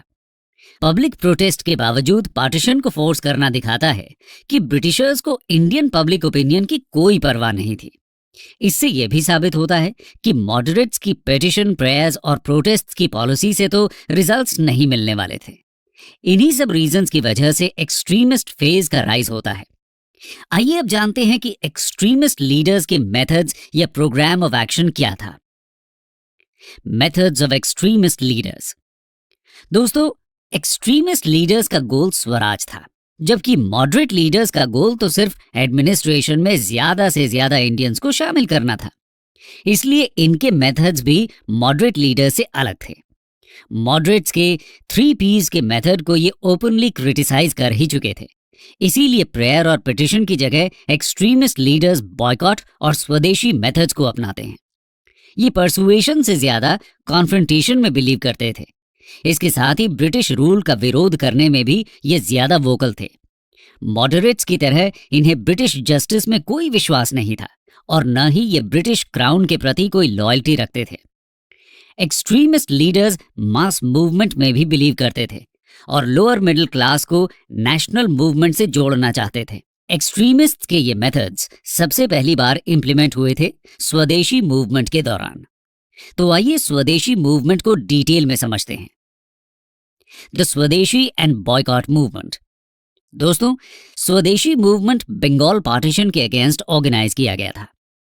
ये इंडियन नेशनल कांग्रेस की तरफ से एक मास मूवमेंट करने की पहली कोशिश भी थी, लेकिन मास मूवमेंट शुरू होने से पहले कांग्रेस ने पार्टीशन का विरोध मॉडरेट मेथड से ही किया था। 1903 में पार्टीशन का प्लान आने पर मॉडरेट लीडर्स पेटिशंस और प्रेयर्स के द्वारा बंगाल पार्टीशन के अगेंस्ट प्रोटेस्ट करते हैं, लेकिन उनकी प्रोटेस्ट का ब्रिटिशर्स पर कोई असर नहीं होता और जुलाई 1905 में बंगाल पार्टीशन का फाइनल अनाउंसमेंट कर दिया जाता है। इसके कुछ ही दिन में पूरे बंगाल में जगह जगह प्रोटेस्ट मीटिंग्स ऑर्गेनाइज होना शुरू हो जाती हैं और 7 अगस्त 1905 को कैलकाटा टाउन हॉल की मीटिंग में बॉयकॉट रेजोल्यूशन के पैसेज के साथ स्वदेशी मूवमेंट का फॉर्मल प्रोक्लेमेशन हो जाता है। 16 अक्टूबर 1905 को जब पार्टीशन फॉर्मली फोर्स में आता है, तब पूरे बंगाल में उस दिन को डे ऑफ मॉर्निंग की तरह मनाया जाता है। यूनिटी के सिंबल के रूप में लोग एक दूसरे को राखी भी बांधते हैं। प्रोसेशंस निकाले जाते हैं जिसमें लोग वंदे मातरम और अमार शोनार बांग्ला जैसे गीत गाते हैं। पॉलिटिकल लीडर्स बड़ी बड़ी गैदरिंग्स को एड्रेस करते हैं। जल्दी ही मूवमेंट देश के बाकी हिस्सों तक स्प्रेड हो जाता है। तिलक की लीडरशिप में बॉम्बे और पूना में, लाला लाजपत राय और अजीत सिंह के नेतृत्व में पंजाब में मूवमेंट स्प्रेड होने लगता है। सैयद हैदर रजा दिल्ली में लीडरशिप प्रोवाइड करते हैं और चिदम्बरम पिल्लई मद्रास में। मूवमेंट तो शुरू हो जाता है, लेकिन कांग्रेस की तरफ से अभी भी इसका कोई फॉर्मल प्लान नहीं रखा गया था। आइए जानते हैं कांग्रेस में स्वदेशी मूवमेंट को लेकर क्या चल रहा था। The Congress position. दोस्तों, 1905 में गोखले की प्रेसिडेंटशिप में कांग्रेस की मीटिंग होती है। इसमें बंगाल के पार्टीशन और कर्जन की रिएक्शनरी पॉलिसीज को कंडेम किया जाता है। साथ ही बंगाल में चल रहे स्वदेशी मूवमेंट को सपोर्ट करने का फैसला भी लिया जाता है। एक्सट्रीमिस्ट लीडर्स तो मूवमेंट को बंगाल से बाहर देश के दूसरे पार्ट्स तक एक्सटेंड करना चाहते थे। साथ ही फॉरेन गुड्स के बॉयकॉट से आगे बढ़कर एक फुल फ्लेज्ड मास स्ट्रगल भी शुरू करना चाहते थे। लेकिन उस समय कांग्रेस में मॉडरेट लीडर्स का डोमिनेंस था और वो इतने आगे नहीं जाना चाहते थे। लेकिन नेक्स्ट कांग्रेस सेशन में एक बड़ा स्टेप लिया जाता है। इस सेशन को हेड कर रहे थे दादा भाई नौरोजी और ये कैलकाटा में हुआ था। यहां डिक्लेयर किया जाता है कि कांग्रेस का गोल सेल्फ गवर्नमेंट या स्वराज है। इस डिक्लेरेशन से एक्सट्रीमिस्ट लीडर्स का कॉन्फिडेंस और बढ़ जाता है और वो स्वदेशी और बॉयकॉट के साथ पैसिव रेजिस्टेंस की कॉल भी दे देते हैं। इसमें गवर्नमेंट स्कूल्स और कॉलेजेस का, गवर्नमेंट सर्विसेज का, कोर्ट्स का, लेजिस्लेटिव काउंसिल्स का, म्यूनिसिपैलिटीज का और गवर्नमेंट टाइटल्स का बॉयकॉट शामिल था। इसके अलावा और कौन कौन सी एक्टिविटीज स्वदेशी मूवमेंट के दौरान हुई थी, आइए जानते हैं। New forms of struggle and impact. दोस्तों, स्वदेशी एंड बॉयकॉट मूवमेंट के समय फॉरेन गुड्स को बॉयकॉट करने के अलावा भी बहुत सी एक्टिविटीज शुरू की जाती हैं, जैसे कि कोर ऑफ वॉलंटियर्स या समितिज को ऑर्गेनाइज किया जाता है।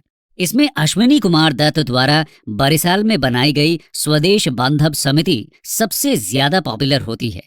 ये समितिज मास मोबिलाइजेशन का पावरफुल मींस बन जाती हैं। स्वदेशी मूवमेंट के दौरान मासेस तक पहुंचने और उनके बीच पॉलिटिकल मैसेज को स्प्रेड करने के लिए पॉपुलर फेस्टिवल्स और मेलास का भी इस्तेमाल किया जाता है। इसका सबसे अच्छा उदाहरण है तिलक द्वारा शुरू किए गए गणपति और शिवाजी फेस्टिवल। इसके अलावा सेल्फ रिलायंस यानी कि आत्मशक्ति के ऊपर भी एम्फेसिस किया जाता है। बंगाल नेशनल कॉलेज की स्थापना की जाती है और अरबिंदो घोष को इसका प्रिंसिपल बनाया जाता है। देखते ही देखते देश के अलग अलग हिस्सों में नेशनल स्कूल और कॉलेजेस खुलना शुरू हो जाते हैं।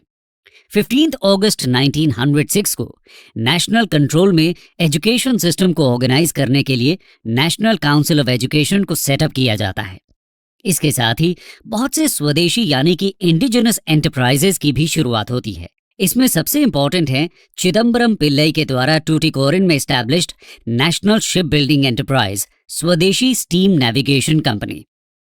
1907 में Indian society of oriental art भी फॉर्म की जाती है। इसका एम इंडियन आर्टिस्ट्स पर इंग्लिश इन्फ्लुएंस को काउंटर करना था। ये चाहते थे कि इंडियन आर्ट यूरोपियन आर्टिस्ट से इन्फ्लुएंस न होकर इंडिजिनस आर्ट फॉर्म से इंस्पिरेशन ले। इस सोसाइटी से स्कॉलरशिप लेने वाले पहले रेसिपिएंट बनते हैं नंदलाल बोस।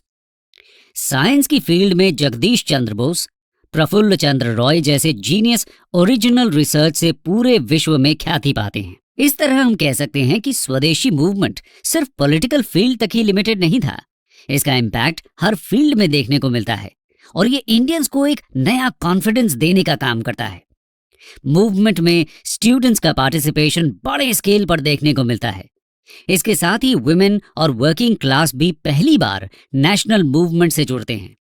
लेकिन 1908 आते आते स्वदेशी मूवमेंट खत्म होने की कगार पर आ जाता है। ऐसा क्यों होता है, आइए समझते हैं। The movement fizzles out. Swadeshi movement के डिक्लाइन के पीछे बहुत से कारण थे। सबसे पहला कारण था गवर्नमेंट की तरफ से किया गया सिवियर रिप्रेशन। दोस्तों, 1908 आते आते मूवमेंट लीडरलेस हो जाता है, क्योंकि ज्यादातर लीडर्स को या तो अरेस्ट कर लिया जाता है या फिर डिपोर्ट। अरबिंदो घोष और बिपिन चंद्र पाल तो एक्टिव पॉलिटिक्स से रिटायर ही हो जाते हैं। इसके अलावा मूवमेंट मोस्टली अपर और मिडिल क्लास तक ही सीमित रह जाता है। ये मासेस स्पेशली पेजेंट्स को अपने साथ जोड़ने में असफल रहता है। और स्वदेशी मूवमेंट के डिक्लाइन होने का सबसे बड़ा कारण था लीडर्स के बीच की आपसी अनबन। मॉडरेट्स और एक्सट्रीमिस्ट लीडर्स मूवमेंट की स्ट्रैटेजी को लेकर अलग अलग ओपिनियन रखते थे। उनके बीच की तकरार इतनी ज्यादा बढ़ जाती है कि 1907 के सूरत सेशन में कांग्रेस 2 ग्रुप्स में स्प्लिट हो जाती है। इसे सूरत स्प्लिट के नाम से जानते हैं। आइए सूरत स्प्लिट को डिटेल में समझते हैं। सूरत स्प्लिट 1907 कांग्रेस सेशन। दोस्तों 1907 का सेशन पहले नागपुर में होना था, लेकिन नागपुर एक्सट्रीमिस्ट लीडर्स का स्ट्रांग होल्ड था और मॉडरेट लीडर्स को यह डर था कि नागपुर में अगर सेशन हुआ तो तिलक प्रेसिडेंट बन जाएंगे। इसलिए मॉडरेट लीडर गोखले सेशन को सूरत शिफ्ट कर देते हैं। सूरत क्योंकि तिलक के होम प्रोविंस में आता था, इसीलिए रूल के अकॉर्डिंग वो सेशन के प्रेसिडेंट नहीं बन सकते थे। इस तरह 1907 के सेशन की शुरुआत मॉडरेट और एक्सट्रीमिस्ट लीडर्स के बीच तकरार के साथ होती है। यहाँ मॉडरेट ग्रुप प्रेसिडेंट के लिए रोश बिहारी घोष का नाम आगे करते हैं और एक्सट्रीमिस्ट ग्रुप लाला लाजपत राय को प्रेसिडेंट बनाना चाहते थे। पहली बार प्रेसिडेंट की पोस्ट के लिए इलेक्शन करना पड़ता है और फाइनली रोश बिहारी घोष ही प्रेसिडेंट इलेक्ट होते हैं। लेकिन इस सब के बीच दोनों ग्रुप्स के बीच तकरार इतनी ज्यादा बढ़ जाती है कि सेशन को कॉल ऑफ करना पड़ता है। एक्सट्रीमिस्ट लीडर्स को कांग्रेस से बाहर कर दिया जाता है और इस तरह कांग्रेस स्प्लिट हो जाती है। दोस्तों कांग्रेस में हुई स्प्लिट का फायदा ब्रिटिश गवर्नमेंट उठाती है और एक्सट्रीमिस्ट पर मैसिव अटैक लॉन्च कर देती है। आइए देखते हैं कैसे। Government strategy. Anti government activities को रोकने के लिए 1907 से 1911 के बीच ब्रिटिश गवर्नमेंट 5 नए लॉज लेकर आती है। ये थे seditious meetings act 1907, Indian newspapers incitement to offences act 1908, criminal law amendment act 1908 and the Indian press act 1910। Main extremist leader Tilak के अगेंस्ट 1909 में सेडिशन केस फाइल किया जाता है। ऐसा इसलिए क्योंकि उन्होंने अपने न्यूज़पेपर केसरी में बंगाल के क्रांतिकारियों द्वारा मुजफ्फरपुर में बॉम्ब फेंके जाने की घटना पर आर्टिकल लिखा था। इन्हें गिल्टी मानते हुए 1000 रुपए का फाइन और 6 साल के लिए बर्मा की मंडलेय जेल में रहने की सजा सुनाई जाती है। और बिंदु और बीसी पाल एक्टिव पॉलिटिक्स से रिटायर हो जाते हैं और लाला लाजपत राय विदेश चले जाते हैं। लीडर्स की एब्सेंस में मूवमेंट कमजोर पड़ने लगता है और कुछ समय के लिए खत्म सा हो जाता है। 1914 में जब तिलक जेल से बाहर आते हैं तब एक बार फिर से मूवमेंट की बागडोर अपने हाथ में लेते हैं। इस बीच मॉडरेट्स को खुश करने के लिए ब्रिटिश गवर्नमेंट 1909 में इंडियन काउंसिल्स एक्ट भी लेकर आती है। इसे मॉर्ली मिंटो रिफॉर्म्स के नाम से जाना जाता है। एक्ट की डिटेल्स को हम एक अलग वीडियो में डिस्कस करेंगे।